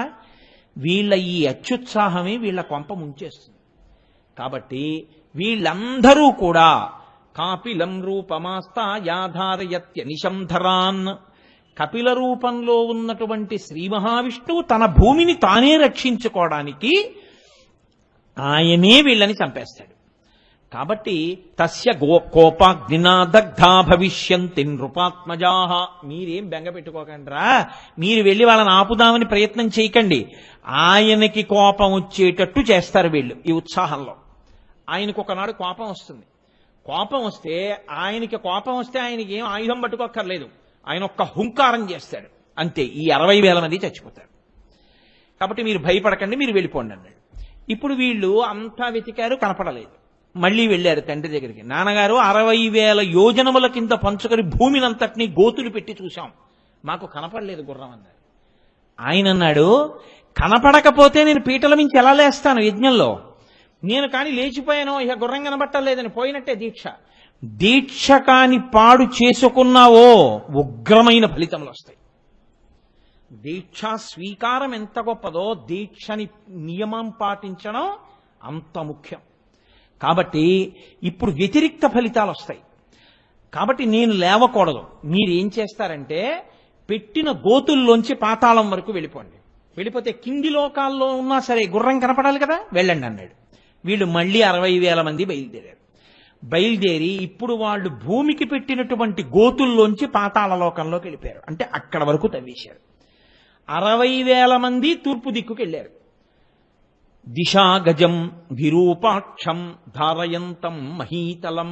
అక్కడ ఒక పెద్ద ఏనుగు ఒకటి నిలబడింది తూర్పు దిక్కున. దాని కుంభస్థలం మీద భూమి ఆని ఉంది. ఆ ఏనుక్కి విరూపాక్షము అని పేరు. దిగ్గజములు అంటామేం మనం, భూమిని అన్ని దిక్కుల్లోనూ మోస్తూ ఉంటాయి. వాళ్ళు ఆ ఏనుగు దగ్గరికి వెళ్ళి ప్రదక్షిణం చేసి నమస్కారం చేశారు. దానికి అప్పుడప్పుడు కుంభస్థలం నిప్పెడుతుందిట. మోసి మోసి మోసి మోసి మోసి నిప్పెట్టి ఒక్కసారి ఇలా ఎత్తి సర్దుకోవడానికి ఓసారి తల ఇలా కదుపుతుందిట. తల ఇలా కదపగానే భూకంపాలు వస్తాయి. అంత గొప్ప ఏనుగది. కాబట్టి విరూపాక్షం దిశాగజం విరూపాక్షం ధారయంతం మహీతలం. తూర్పు దిక్కున అటువంటి ఏనుగుని చూశారు. వాళ్ళకేమీ కనపడలేదు గుర్రం. అందుకని మళ్ళీ తూర్పు దిక్కు నుంచి దక్షిణ దిక్కుకు వచ్చారు. అంటే ప్రదక్షిణ పురస్సరంగా తిరుగుతున్నారు. దక్షిణ దిక్కుకు వచ్చారు. మహాపద్మం మహాత్మానం సుమహత్ పర్వతోపమం. పర్వతం ఎంత ఉంటుందో అంత పెద్ద ఏనుగు ఒకటి కనపడింది దక్షిణ దిక్కున. దానికి మహాపద్మము అని పేరు. అది మోస్తోంది భూమిని. దానికో ప్రదక్షిణం చేశారు, దానికో నమస్కారం చేశారు. దక్షిణ దిక్కును కూడా గుర్రం కనబడలేదు. మరి దక్షిణం నుంచి పశ్చిమానికి వచ్చారు. అక్కడ చూశారు. అక్కడికొస్తే సౌమనసం దిశా గజం సౌమనసం ధారయత్యనిశం ధరాం. సౌమనసము అనబడేటటువంటి ఒక ఏనుగు పశ్చిమ దిక్కును మోస్తోంది. దానికో ప్రదక్షిణం చేశారు. అక్కడ గుర్రం కనపడలేదు. మళ్ళీ అక్కడి నుంచి ఉత్తర దిక్కుకు వచ్చారు. భద్రం భద్రే నవపుష ధారయంతం మహీమిమాం. భద్రము అనబడేటటువంటి ఒక పెద్ద ఏనుగు ఉత్తర దిక్కుని మోస్తోంది. అక్కడ కూడా ఉత్తర దిక్కును కూడా కనపడలేదు. అంటే వాళ్ళు భూమినంతటినీ వెతికి భూమిలోంచి కిందకి దిగి పాతాళానికి వెళ్ళి పాతాళంలో తూర్పు దక్షిణ పశ్చిమ ఉత్తరములు చూసేశారు. ఇక మిగిలిందేమిటి? ఈశాన్యం ఒక్కటే ఉంది.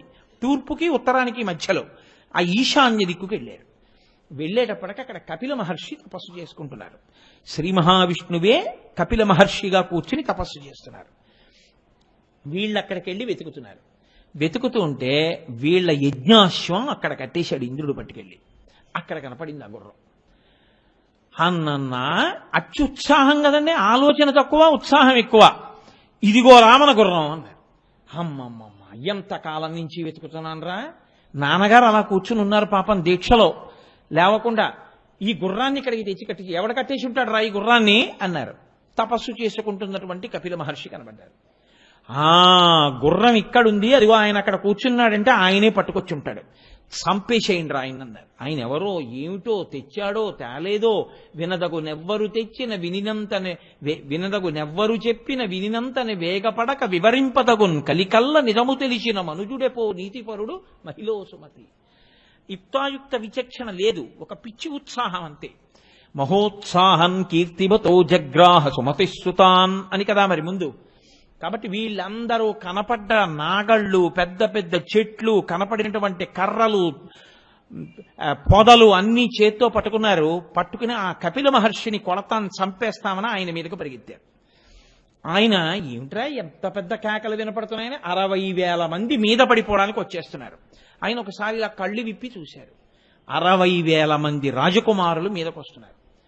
ఆయన వెంటనే ఓసారి చూసి రోషేన మహితావిష్టోహుంకార మకరోత్తదా భస్మరాశీ కృతా సర్వే కాకుత్స సగరాత్మజాహ. ఆయన హుం అన్నాడంతే. ఆయన కోపం వచ్చింది. ఏమిట్రా ఇలా మీద పడిపోతున్నారు వీళ్ళెవరు, ఎందుకు మీద పడిపోతున్నారు ఇలాగా అని ఒక్క హుంకారం చేశాడు అంతే. ఆయన కోపంతో చేసినటువంటి హుంకారమునకు పరిగెత్తుకొస్తున్నటువంటి 60,000 మంది 60,000 భస్మరాశుల కింద పడిపోయారు. బూది కుప్పల కింద పడిపోయారు. విభూతి ఉండలు 60,000 పెడితే ఎలా ఉంటుందో అలా పడిపోయారు. గుర్రం అక్కడే ఉండిపోయి, వెళ్ళిన వాళ్ళ జాడ తెలియదు. లేస్తే దీక్ష పోతుంది, లేవకుండా కూర్చుందామంటే వెళ్ళిన వాళ్ళు ఏమైపోయారో తెలియదు. చూసి చూసి చూసి చూసి చూసి చూసి సగర చక్రవర్తి అన్నాడు, మళ్ళీ మనవడు అంశుమంతుణ్ణి పిలిచాడు. ఒరే, ఏదో ఉపద్రవం జరిగిందిరా ఎక్కడో, తిరిగి రాలేదు 60,000 మంది కొడుకులు. నువ్వు వెళ్ళి చాలా జాగ్రత్తగా ధనుర్బాణములు కత్తి అన్నీ పట్టుకుని వెళ్ళి వెతుకు భూమండలం అంతా అన్నాడు. ఆయన వెతికి వెతికి వెతికి వెతికి తన తండ్రులు తీసినటువంటి గోతులలోంచి పాతాళలోకానికి చేరాడు. చేరి ఆ పాతాళలోకంలో ఉన్నటువంటి భూమిని మోస్తున్న ఏనుగులన్నిటికీ ప్రదక్షిణ నమస్కారాలు చేశాడు. అవన్నీ నీకు గుర్రం కనపడుతుందన్నాడు. ఆయన కూడా ఆఖరణ ఈశాన్య దిక్కున ఉన్నటువంటి కపిల మహర్షి ఆశ్రమం దగ్గరికి చేరుకున్నాడు. గుర్రం కనపడింది, చూశాడు. 60,000 బూది కుప్పలు కనపడ్డాయి. ఓహో, ఈ 60,000 బూది కుప్పలు మా తండ్రులవి, సుమతి కొడుకులువి. ఎంత అన్యాయం జరిగిపోయిందిరా, ఒక్కసారి చచ్చిపోయారనమాట తండ్రులందరూ. కాబట్టి ఇప్పుడు ఆయన కొడుకు కదండి అవుతాడు. మరి కొడుకు కాబట్టి తండ్రి చచ్చిపోయాడు అని తెలియగానే ఏం చేయాలి? జలతర్పణ చెయ్యాలి తండ్రికి. కాబట్టి ఆయన నీటితో తర్పణ విడిచిపెడదామని గబగబా చుట్టూ చూశాడు నీటి కోసం. ఎక్కడా కనపడలేదు నీళ్లు. ఎక్కడైనా సరోవరం ఉంటుందేమో అని వెళ్ళబోతున్నాడు. ఈ సుమతి గరుత్మంతుని యొక్క చెల్లెలు. ఇది చూసి ఆ గరుత్మంతుడు చెట్టు మీద కూర్చుని అన్నాడు, ఏమయ్యా, ఆ 60,000 మంది ఎలా చనిపోయారనుకుంటున్నావు? వాళ్ళు మామూలుగా చనిపోలేదు. మహోగ్రమైనటువంటి తపోనిష్ట కలిగినటువంటి బ్రాహ్మణ స్వరూపంలో ఉన్నటువంటి కపిల మహర్షి యొక్క హుంకారము చేత చచ్చిపోయారు. కాబట్టి వాళ్ళకి ఉత్తమ గతులు కలగవు. వాళ్ళు ఏ లోకానికి వెళ్ళరు, వాళ్ళు అలా తిరుగుతూ ఉంటారు. వాళ్ళకి జలతర్పణ చేసినా ఆ నీళ్లు వాళ్ళకి అందవు, వాళ్ళకి దాహం తీరదు, వాళ్ళు అలా తిరుగుతూ ఉంటారు, దాహంతో శోషించిపోతుంటారు.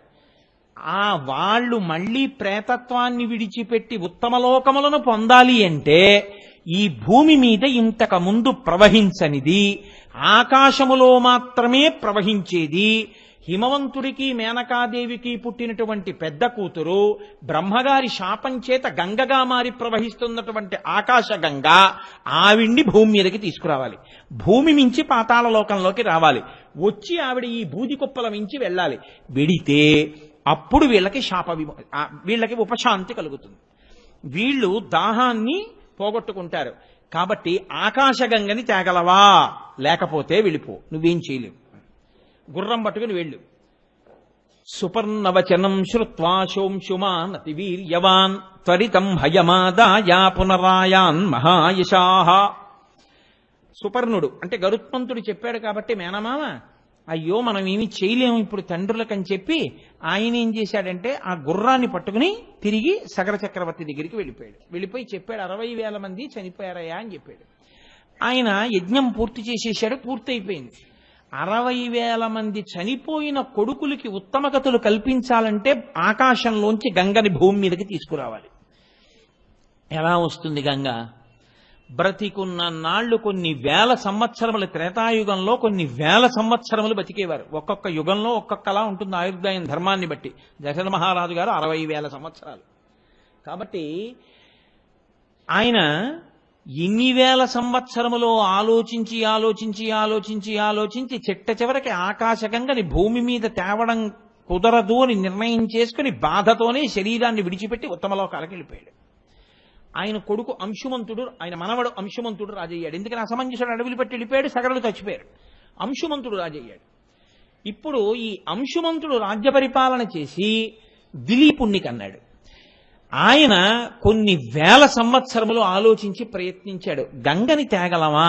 మన పితృదేవతలు అలా ఉండిపోయారు. అంటే తద్దినం పెట్టడం, పితృదేవతల దాహం తీర్చడం ఎంత ముఖ్యమైనదిగా భావించిందో చూడండి మన జాతి. కాబట్టి ఇప్పుడు ఎలా వాళ్ళకి మళ్ళీ మనం ఉత్తమగతులు కల్పించడం? ఆలోచించి ఆలోచించి ఆలోచించి గంగని భూమి మీదకి తీసుకురాకుండానే దిలీపుడు కూడా వెళ్ళిపోయాడు. దిలీపుడు కొడుకు భగీరథుడు వచ్చాడు రాజ్యానికి. ఈ భగీరథుడు రాజ్యానికి రాగానే ఎలాగైనా ఆకాశగంగని తీసుకురావాలి. తీసుకొచ్చి మా పితృదేవతలందరూ కూడా తరించేటట్టు చెయ్యాలి. నేను ఎక్కడ తపస్సు చెయ్యను అని అడిగాడు.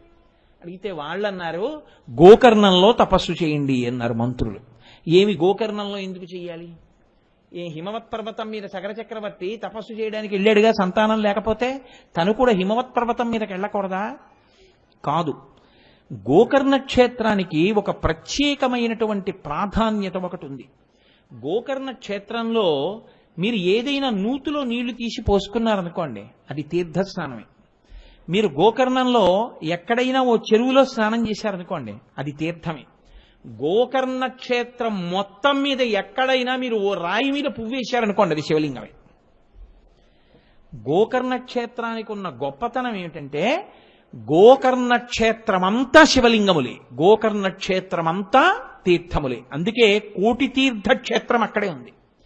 అందుకే గోకర్ణ క్షేత్రంలోకి అసలు ప్రవేశించడం కానీ, గోకర్ణంలో ఉండడం కానీ, గోకర్ణంలో ఏదైనా నోము కానీ వ్రతం కానీ చెయ్యడం కానీ అంత తేలికైన విషయములు కాదు అంటారు. స్కాంద పురాణంలో గోకర్ణ క్షేత్ర మాహాత్మ్యము అని అసలు నిజంగా ఎన్ని విషయాలు చెప్తారో ఆ గోకర్ణ క్షేత్రం గురించి. నోటితో చెప్పడానికి కూడా అమ్మ బాబోయ్ మనం ఉచ్చరించద్దనిపిస్తుంది. అన్ని మహాపాపములు చేసింది ఒక స్త్రీ. చేసి అంధురాలైపోయింది, కుష్ఠవ్యాధి వచ్చేసింది, తినడానికి తిండి లేక గోకర్ణ క్షేత్రానికి వెళ్ళింది. కళ్ళు లేవు, ఎవరన్నా ఏదైనా తినేది వేస్తారేమో అని ఒక శివరాత్రి నాడు అక్కడ కూర్చుంది. అందుకే మనకి పెద్దలు ఒక మాట చెప్తారు, నీ జీవితంలో ఎప్పుడైనా 4 ఒక్కసారి దొరికితే నీ అంత ధన్యాత్ముడు లేడు అని చెప్తారు.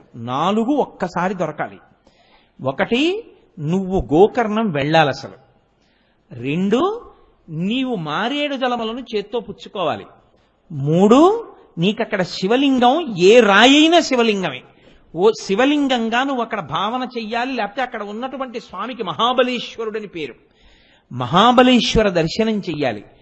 నీ అదృష్టమైతే అది కృష్ణ చతుర్దశి అయి ఉండాలి. అంటే మాస శివరాత్రి కానీ మహాశివరాత్రి కానీ అయి ఉండాలి. ఈ 4 కానీ ఎప్పుడైనా జీవితంలో దొరికితే వాడు ఈ మారేడు దళాన్ని గోకర్ణంలో ఒక రాయి మీద వేసినా వాడు మోక్షాన్ని పొందేస్తాడు.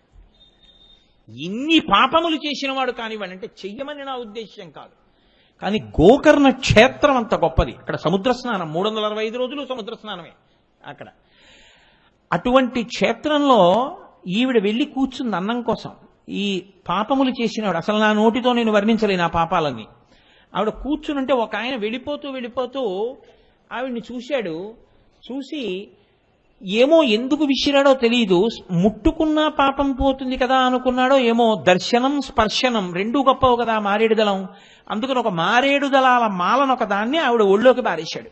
కంపు వచ్చేస్తోంది, ఒళ్ళు చీము నెత్తురు కారిపోతోంది, కుష్ఠరోగంతో ఉంది, కళ్ళు లేవు, వృద్ధురాలు, ఆకలి, ఏడుస్తోంది. దగ్గరికి వెళ్లకుండా మారేడు దళాల మాలిలా విసిరాడు. ఆ ఒళ్ళో వచ్చి పడితే ఆవిడ అనుకుంది అమ్మయ్యా తినేదేదో వేశారనుకుని గబగబా ఆర్తితో దాన్ని ఇలా తడువుకుని తీసి నోటి దగ్గర పెట్టుకుంది. ఆకులు అని తెలిసింది ఆవిడకి. ఇది ఏమిటి అని ముక్కుతో వాసన చూసింది. అది మారేడు దళాల మాల.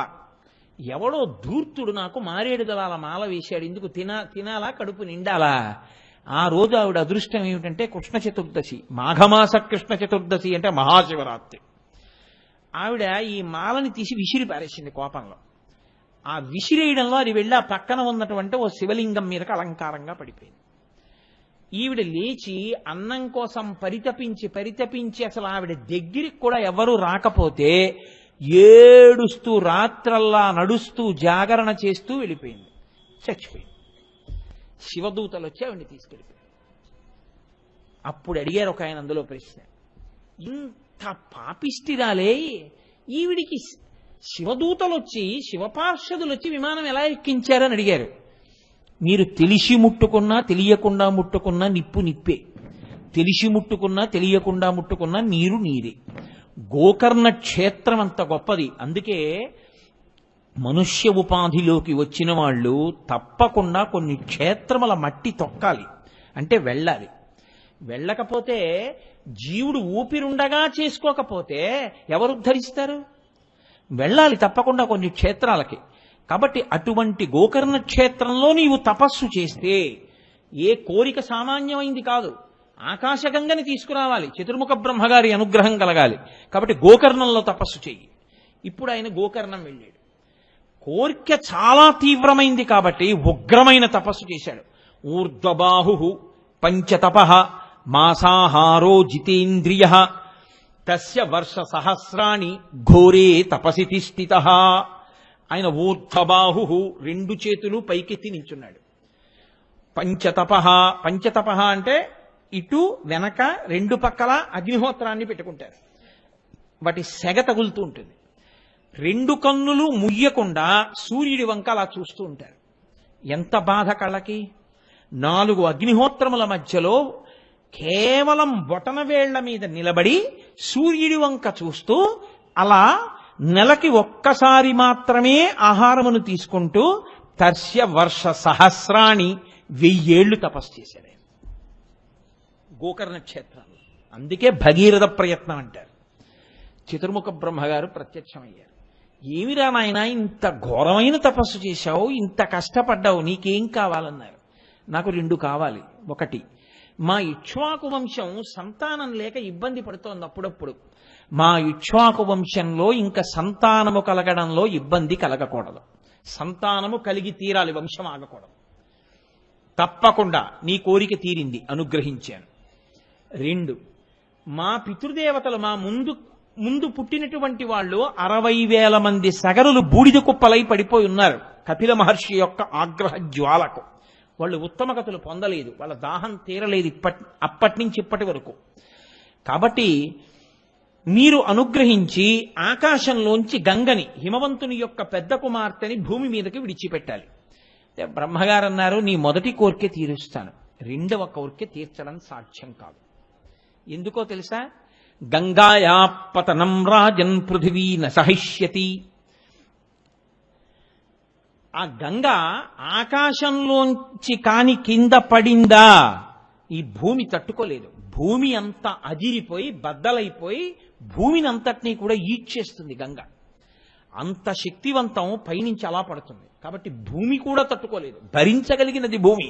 అటువంటి భూమి తట్టుకోలేదు. కాబట్టి నాకు తెలిసినంత వరకు ఇంకా అలా పట్టుకోగలిగినటువంటి వాడు అంటే గంగ కాదు, భూమి కాదు, ఆకాశం కాదు, సమస్తమును సృష్టించినటువంటి పరాత్పరుడైన మహేశ్వరుడైన సాంబ సదాశివుడైన త్రయంబకుడైన ఒక్క ఈశ్వరుడు మాత్రమే పట్టుకోవాలి. ఆయనని పట్టుకోని చెప్పడానికి నేను సరిపోను. నేను ఆయన కింకరుణ్ణి. నేనెలా చెప్తాను ఆయన్ని వచ్చి పట్టుకోమని? తెల్లవారు లేస్తే నేను ఆయన పూజ చేస్తాను. కాబట్టి నేను అడగలేను, నువ్వు ఆయన్ని మెప్పించుకో. కాబట్టి గంగాయా పతనం రాజన్ పృథివీన సహిష్యతి తాం వై ధారయితుం వీర నాణ్యం పశ్యామి శూలినః. నాకింకెవ్వరూ కనపట్టలేదు. పశ్యామి, నాకు కనపట్టల్లా. శూలినః, ఆ త్రిశూలం పట్టుకున్నవాడు ఉన్నాడే, ఆ శంకరుడు ఒక్కడే పట్టగలడు. ఆయన్ని ఏమైనా మెప్పిస్తావా? నీ ఇష్టం. ఆయన్ని మెప్పించి ఆయన పట్టుకుంటానంటే చెప్పు, తప్పకుండా గంగని విడిచిపెడతాను పైనుంచి. ఆయన వెళ్ళిపోయాడు. ఇది భగీరథ ప్రయత్నం అంటే. ఎంత కష్టం అండి 1000 ఏళ్లు తపస్సు అంటే. ఇప్పుడు ఈ భగీరథుడు మళ్ళీ వెళ్ళి 1000 సంవత్సరములు మళ్ళీ తపస్సు మొదలుపెట్టాడు. పరమశివుడి కోసమని, ఆయన సాక్షాత్కారం కోసమని కూర్చున్నాడు. కూర్చుని ఘోరమైనటువంటి తపస్సు చేస్తున్నాడు. ఇప్పుడు పరమశివుడు ప్రత్యక్షమయ్యాడు. ఆయన ఏమన్నాడో తెలుసా అండి? దేనికి నువ్వు తపస్సు చేస్తున్నావు అని అడగలేదు. అది కృపా నిధి, ఆయన కృపకు దయకు నిధి. కనపడుతూనే ఆయన అన్నాడు, ప్రీతస్తేహం నరశ్రేష్ఠ కరిష్యామి తమాప్రియం శిరసాధారయిష్యామి శైలరాజ సుతామహం అన్నాడు.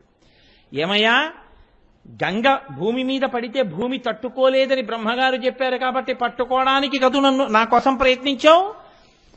నీ యొక్క తపస్సుకి నేను ప్రీతి చెందాను భగీరథ, కాబట్టి నేను పట్టుకుంటాను గంగని, పద. ఇంకంతకన్నా కావలసిందేమిటి? పరమ సంతోషాన్ని పొందాడు భగీరథుడు. ఆ పరమశివుడు ముందు నడిచాడు, వెనక భగీరథుడు నడిచాడు. ఇద్దరూ కలిశారు.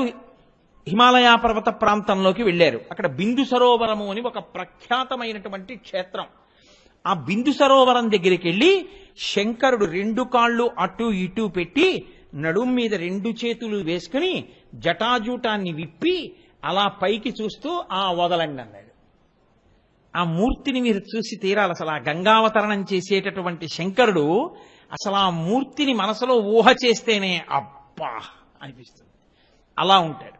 ఇలా నిలబడి వదలండి అన్నాడు. నడుం మీద చెయ్యేసుకోవడం అంటే అంతటి సావధానం. పాండురంగడు వేసుకుంటాడు మళ్ళీ ఇలా.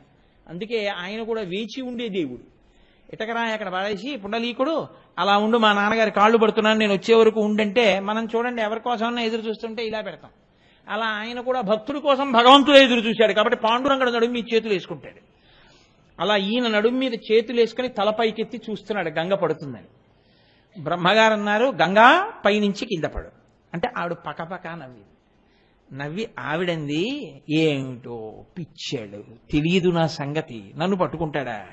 ఎక్కడ పట్టుకుంటాడా? ఆ జటాజూటంలో పట్టేసుకుంటాడా? నన్ను ఆ జుత్తులో పట్టుకుంటాడా? అదేం పెద్ద బిందె కడవా ఏమిటి? భూమే పట్టుకోలేని దాన్ని ఓ జుత్తులో పట్టుకుంటాడా? ఈడ్చేస్తాను. తాబేళ్లతో, చేపలతో, మొసళ్లతో, పాములతో పైనుంచి నేను కింద పడిపోతుంటే కొన్ని కోట్ల హంసలు పెడుతున్నట్టుంటుంది ఆ నురగ. అంత ధారతో వచ్చి తల మీద పడగానే ఆ దెబ్బకి కింద పడిపోతాడు. నిజం తెలుసా అండి? అందుకే జలపాతం కింద స్నానం చేయడం తెలిసి చెయ్యాలి. తెలియకుండా తలకాని మీరు పెట్టారనుకోండి ఏమవుతుందో తెలుసా? 2 రోజులు హోరెక్కిపోతుంది తల. అందుకే జలపాతం కింద స్నానం చేస్తే చేతులు ఇలా అడ్డు పెట్టుకుని స్నానం చెయ్యాలి తల. ఎప్పుడైనా ఆ కపిల తీర్థం దగ్గరికి వెళ్ళి శేషాచలం మించబడే నీటి కింద తల పెడితే తెలియకుండా పెట్టేశారనుకోండి తల అదిరిపోతుంది. కాబట్టి తెలియదు పిచ్చేడికి. నించున్నాడు, ఈడ్చేస్తాను పాతాళానికి, ఏమిటో అనుకుంటున్నాడండి. ఆయనకి తెలియదండి. అందరి మనసులను తెలుసుకోగలిగిన వాడు కాబట్టి త్రినేత్రుడయ్యాడు ఆయన. ఓహో ఎంత అహంకరిస్తోందిరా, నన్నే ఇచ్చేస్తానంటోందనుకున్నాడు. సాకథం చిన్మహీంగంతుం న శక్నోద్యత్నమాస్థిత నైవ నిర్గమనం లేభే జటామండలమోహిత అన్నారు మహర్షి. ఆయన పెద్ద జటాజూటాన్ని విప్పి నించున్నాడు. ఇంకా పైనుంచి గంగ ఏమి వేగం వచ్చి పడిపోయింది. అలా అంత గంగ పడుతూ ఉంటే పక్కన నీ మీద పడితే తట్టుకోలేవు ఆ వేగాన్ని. భగీరథ దూరంగా పర్వత శిఖరం మీద నించోమన్నాడు. ఆయన గంగ శివుడి మీద పడి శివుడి మించి కింద పడుతుంది, కింద పడి ప్రవహిస్తుంది. ప్రవహించిన తర్వాత నేను వెళ్ళి పాతాళలోకానికి తీసుకెడదాం, మా పితృదేవతలు మా పితరులు ఎక్కడ బూడిద కుప్పలై పడిపోయారో అక్కడికి తీసుకెడదామని పాపం ఆయన నించున్నాడు. గంగ పడ్డం కనబడుతోంది, చుక్క కింద పట్టలేదు. ఆ జటాజూటంలో ఉండిపోయింది. ఎన్నేళ్ళు? అలా కొన్ని 100 సంవత్సరములు పడుతూనే ఉంది గంగ. ఆయన అలా నిలబడే ఉన్నాడు. చుక్క నీరు ఇలా కూడా జారట్లేదు. అంత పెద్ద జటాజూటాన్ని నిర్మాణం చేశాడు. వ్యోమకేశ అందులో ఉండిపోయింది. అందులో అలా తిరుగుతూనే ఉంది. ఇప్పటికీట ఆ గంగ యొక్క తడి ఉండిపోయి ఆయన నాట్యం చేస్తుంటే ఆ తడి జటలు విచ్చుకుంటాయిట. విచ్చుకున్నప్పుడు ఆయన సోయగం గురించి ఆ పతంజలి వ్యాఘ్రపాదుడు నిలబడి చూస్తుంటారు ఆ శివతాండవాన్ని. ఏమీ అందం. అందుకే అసుర సంధ్య వేళలో శివాలయానికి వెడితే అందరి దేవతల దర్శనం అయిపోతుంది. రావణాసురుడు అదే కోరుకున్నాడు. జటాటవీగలజ్జల ప్రవాహ పావితస్థలే గళేవలంబ్యలంబితాంభుజంగతుంగమాలికాం ఢమఢమఢమఢమ నినాదమడ్డవర్వయం చకార చండ తాండవంతనోతు శివ శివం జటాకటాహ సంభ్రమ భ్రమం నిలింప నిర్ఝరీ విలోల వీచి వల్లరీ విరాజమానమూర్ధని ధగద్ధగద్ధగజ్జలల్లలాట పట్ట పావకే కిశోర చంద్రశేఖరే రతి ప్రతిక్షణం మమ ధరాధరేంద్ర నందిని విలాస బంధు బంధురస్ఫుర దిగంత సంతతి ప్రమోదమాన మానసే కృపాకటాక్షధోరణి నిరుద్ధదుద్ధరాపదిక్వచిద్దిగంబరే మనో వినోదమేతు వస్తుని అగర్వ సర్వమంగళా కళాకదంబ మంజరీ రసప్రవాహ మాధురీ విజృంభణా మధువ్రతం స్మరాంతకం పురాంతకం భవాంతకం మకాంతకం గజాంధకాంతకాంతకం తమంతకాంతకం భజే వృషద్విచిత్రతల్పయోర్భుజంగముక్తికస్రజో గరిష్టరత్నలోష్టయో సుహృద్విపక్షపక్షయో తృణారవింద చక్షుషో ప్రజామహీ మహేంద్రయో సమప్రవర్తయన్మనః కదా సదాశివం భజే కదా నిలింప నిర్ఝరీని కుంజకోటరే వసన్ సదా విముక్త నిర్ముచి సదా శిరస్తమంజలిం వహన్ విముక్తలోలలోచనల్లలాటపాల లగ్న కస్సివేతి మంత్రముచ్చర సదా సుఖీ భవామ్యహం అని స్తోత్రం చేశాడు శివుణ్ణి. ఈశ్వరా నువ్వు తాండవం చేస్తుంటే, నువ్వు గిర్ర గిర్ర గిర్ర గిర్ర తిరుగుతూ ఉంటే, ఆ లోపల ఉన్నటువంటి గంగ కూడా బిందెలో తిరిగినట్టు తిరుగుతూ ఉంటే, ఆ తుంపర్లు బయటపడుతుంటే, ఎర్రటి జటలు తడి జటలు విచ్చుకుని అటు ఇటు పడుతుంటే, నువ్వు గిర్ర గిర్ర తిరుగుతుంటే, ఆ భస్మ కింద రాలుతుంటే, పావులు కిందకి పడిపోకుండా పట్టుకుని బుసలు కొడుతూ కోరలు కనపడేటట్టు నోళ్లు విప్పి నిలబడితే, గట్టిగా నీ ఒంటికి చుట్టుకునుంటే, అమ్మవారు పక్కన లాస్యం చేస్తుంటే, మహావిష్ణువు మధ్యలు మోగిస్తుంటే, గణపతి కీర్తన చేస్తుంటే, నువ్వు ఆ కైలాస పర్వతం మీద అసుర సంధ్య వేళలో తాండవం చేస్తుండగా, నేను కాశీపట్టణంలో ఆ గంగానదిలో ఉన్నటువంటి ఒక సైకతం మీద ఒక పొదరింటిలో కూర్చుని 3 కన్నులు కలిగినటువంటి నిన్ను పంచాక్షరీ మహామంత్రంతో జపం చేసి ఆ తాండవం చేస్తున్నటువంటి పరమశివాని దర్శనాన్ని ఎప్పుడు పొందుతానో అని స్తోత్రం చేశాడు. అటువంటి తాండవం చేసేటటువంటి వాడు. అందుకే ఆయన పేరు చెప్తే చాలు వెంటనే గంగా అంటారు. అలా గంగని పట్టి కొన్ని సంవత్సరములు ఉండిపోయాడు ఆయన. అలా తిరుగుతోందంతే ఆవిడ. సాకథం చిన్మహీంగంతుం న శక్నోద్యత్నమాస్థితః నైవ నిర్గమనం లేభే జటామండలమోహిత. ఆ జటామండలంలో ఉండిపోయింది. చూశాడు చూశాడు చూశాడు చూశాడు పాపం భగీరథుడు. కింద పడుతుందేమో అని చూస్తున్నాడు, కింద పడదు. ఎప్పటికిరా బ్రహ్మగారి గురించి తపస్సు చేశాను, శివుడి గురించి తపస్సు చేశాను, తీరా గంగ పడ్డం మొదలెట్టింది, చుక్క కింద పడదు. ఏం చేయడం? మళ్లీ పరమశివుడి గురించి మళ్లీ తపస్సు మొదలు పెడితే శంకరుడు అన్నాడు, గంగ అహంకరించింది, కట్టేశాను, నువ్వు కోరుకున్నావు కాబట్టి విడిచిపెట్టేస్తున్నాను. ఇప్పుడు గంగకి తెలిసి వచ్చింది, ఓహో శంకరుడి జటాజూటం అంటే ఇలా ఉంటుందని. అప్పటి నుంచి కోరుకుందిట, ఉంటే ఇక్కడే ఉంటానని. మహానుభావుడి జటాజూటంలో పడ్డాను చాలని ఆయన విడిచిపెట్టాడు. సాకథం చిన్మహీంగంతుం, వెంటనే గగనా శంకర స్థిత తతోధరణిమాశ్రిత వ్యసర్పత జలం తత్ర తీవ్ర శబ్ద పురస్కృతం అంటారు. ఆ ఆకాశంలోంచి గంగ పెద్ద ధార కింద పడిపోతుంటే ఆ పక్కన పెద్ద పెద్ద నురగ తుంపర్లు లేచాయి. అప్పటికి ఎప్పటి నుంచో పడిపోతోందేమో, ఆ చుట్టుపక్కలంతా మంచులాగా పట్టేసింది. కొన్ని లక్షల హంసలు వచ్చి నిలబడితే ఎలా ఉంటుందో అంత తెల్లటి పొంగు నురుగు, అంత నీటితో ఆ జటాజూటం ఉంది. ఇంకా కొన్ని వేల సంవత్సరములు పడ్డా జటాజూటంలో పడతాడు ఆయన. అటువంటి గంగని ఇప్పుడు ఆయన ఒక్కసారి విడిచిపెట్టేశాడు. విడిచిపెట్టేసేటప్పటికి కుండలోంచి నీరు అన్ని పక్కల నుంచి పడిపోయినట్టు, అందులోంచి పడిపోయినటువంటి నీరు తూర్పు దిక్కుకి 3 ప్రవాహాలు వెళ్ళిపోయాయి. 3 పాయలు తూర్పు దిక్కుగా ప్రవహించి వెళ్ళిపోయాయి. నళిని, లాదిని, పాదిని. పశ్చిమ దిక్కుగా 3 పాయలు వెళ్ళిపోయాయి. అవే సుచక్షువు, సీత, సింధువు. 7వ పాయ భగీరథుడున్న వైపుకి వెళ్ళింది. ఇప్పుడిది దేవతలు చూశారట. ఒరే ఇంతకు ముందు అన్నాడు చూడలేదు, ఏమి గంగావతరణం రా, ఆకాశ గంగ పైనుంచి శివుడి మీద పడుతోంది, శివుడి జటాజూటంలోంచి ఆయన శరీరాన్ని తాకి హిమాలయాల మీద పడుతోంది, హిమాలయాల్లోంచి భూమి మీద పెడుతోంది, భూమి మీద ముందు భగీరథుడు వెడుతున్నాడు, భగీరథుడి రథం వెనక గంగ వెళ్ళిపోతోంది. యథా భగీరథో రాజా తతో గంగా యశస్విని జగామ సరితా శ్రేష్ఠ సర్వ పాప ప్రణాశిని. ఆ గంగ భగీరథుడి రథం వెనకాల ఎడుతోంది. అందులో ఎండ్రకాయలు, తాబేళ్లు, మొసళ్ళు, పాములు అన్నీ అందులో ఆ ప్రవాహంలో వెళ్ళిపోతున్నాయి. అబ్బబ్బబ్బా ఏమి గంగావతరణం, చూద్దాం రందని దేవతలు, యక్షులు, గంధర్వులు, కిన్నెరులు, కింపురుషులు, మహోరగాలు అన్నీ కూడా తమ తమ లోకాలన్నీ ఖాళీ చేసేసాయి. రథాలెక్కి ఎవరి వాహనాలెక్కి వాళ్ళందరూ వచ్చేశారు. వచ్చేసి వాళ్ళందరూ ఆ గంగా ప్రవాహం భగీరథుడి రథం వెనకాల వెళ్ళిపోతుంటే చూద్దాం రండి అని అందరూ ఆ ప్రవాహం వెనకాల వెళ్ళిపోతున్నారు. మధ్యలు వాయించేవాళ్ళు మధ్యలు వాయిస్తున్నారు, నాట్యాలు చేసేవాళ్ళు నాట్యాలు చేస్తున్నారు. అంత పెద్ద ప్రవాహం పడిపోతుంటే తల పెడితే తల బద్దలైపోతుంది. కాబట్టి తత్ర దేవర్షి గంధర్వాహ వసుధా తలవాసినః భవాంగపతితంతో యం పవిత్రమితి పస్పృశు. పరమశివుడి యొక్క తలకి పరమశివుడి యొక్క ఒంటికి తగిలింది కాబట్టి ఇప్పుడు గంగకి పాపములు పోగొట్టగలిగిన శక్తి వచ్చింది.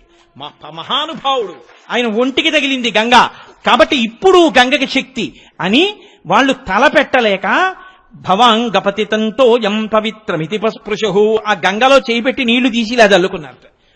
గంగ తల మీద పడగానే ఒక చుక్క వాళ్ళ పాపరాశులన్నీ ధ్వంసమైపోయి వెంటనే వాళ్ళు ఉత్తమమైన రథాలెక్కి మహాపాపాలు చేసుకున్న వాళ్ళు, శాపాల్లో ఉన్న వాళ్ళు అందరికీ విమోచనం అయిపోయి ఒక్కసారి వాళ్ళందరూ దివ్య రథాల్లో దేవలోకాలకు వెళ్ళిపోతున్నారు. దేవలోకాల్లో ఉన్న వాళ్ళందరూ రే గంగావతరణం గంగావతరణం శివుడి మిచ్చి పడుతోంది, రండి రండి స్నానం చేద్దామని వాళ్ళందరూ వచ్చి గంగలో మునకలేసేస్తున్నారు, నీళ్లు జల్లేసుకుంటున్నారు. పాపాలు పోయి పైకి వెళ్ళిపోయే వాళ్ళు, పైనుంచి స్నానాలకు వచ్చేసేవాళ్ళు, ముందు భగీరథ రథం వెనకాల వెళ్ళిపోతున్న గంగ వెంట వెళ్ళిపోతున్నటువంటి దేవతలు, యక్షులు, గంధర్వులు, కిన్నెరులు, కింపురుషులు, అప్సరసలు నాట్యం చేస్తూ వెళ్ళిపోతున్నారు. ఇంతమంది ఆశ్చర్యం. మొత్తం 33 కోట్ల మంది దేవతలు ఆకాశంలో నిలబడి ఆ ప్రవాహం వెళ్లడం, భగీరథుడు వెళ్లడం చూస్తున్నారు. కొన్ని చోట్ల వంకరగా వెడుతోంది, కొన్ని చోట్ల నిలువుగా వెడుతోంది, కొన్ని చోట్ల పైకెక్కుతోంది, కొన్ని చోట్ల కింద పడుతోంది, ఒక చోట తన ప్రవాహాన్ని తానే ఢీకుంటోంది, ఒక చోట సుడిగుండం తిరుగుతోంది, ఒక చోట తుంపర్లు చిమ్ముతోంది. రంగతుంగ తరంగ సంఘములతో రంజిల్లు ఘోషంబుతో బంగారంబగు పొంగుతో నురగతో పువ్వాట తుంపర్లతో భంగుల్ సల్పుతు జంఘలించుతన భోభాగము నుండి జారన్ గంగమ్మను దల్చితే శిరమునన్ రంజిల్లుతున్ శంకరా. మహానుభావుడు ఆ నురగతో తుంపర్లతో పడిపోతున్నటువంటి ఆ గంగని పట్టి 7 ప్రవాహాల కింద విడిచిపెడితే ఒక ప్రవాహం భగీరథుడి వెనకాల వెళ్ళిపోతుంటే అందరూ సంతోషంగా అనుగమిస్తున్నారు. అక్కడే జహ్ను మహర్షి తపస్సు చేస్తున్నారు. ఆయన యజ్ఞవాటాన్నంతటినీ ముంచెత్తేసింది గంగ. ఎప్పుడైతే తను చేస్తున్నటువంటి యజ్ఞవాటాన్ని ముంచెత్తిందో ఆయనకి కోపం వచ్చి, ఋషే కదండి, ఒక్కసారి దాన్ని అంతటినీ చేత్తో పట్టుకు తాగేశాడు. ఇప్పటి వరకు కనపడినటువంటి అంత పెద్ద గంగా ప్రవాహం చుక్క నీరు లేకుండా మళ్ళీ మట్టి భూమి కనపడ్డాయి. అయ్యయ్యయ్యో ఇదేం ఆశ్చర్యం రా, జహ్నువు తాగేశాడు నీళ్లన్నీ. పాపం ముందు పెడుతున్న భగీరథుడికి వెనకాల గంగ చప్పుడు వినపడలేదు, నీటి చప్పుడు, ప్రవాహం వేగం. ఇదేమిటని వెనక్కి తిరిగి చూశాడు, చొక్క నీళ్లు లేవు, ఎండిపోయింది. ఏమైపోయింది గంగ అన్నాడు. జహ్ను మహర్షి యజ్ఞకవాటాన్ని ముంచెత్తింది, కోపం వచ్చి ఆయన తగేశాడు అన్నారు. ఇది భగీరథ ప్రయత్నం అంటే.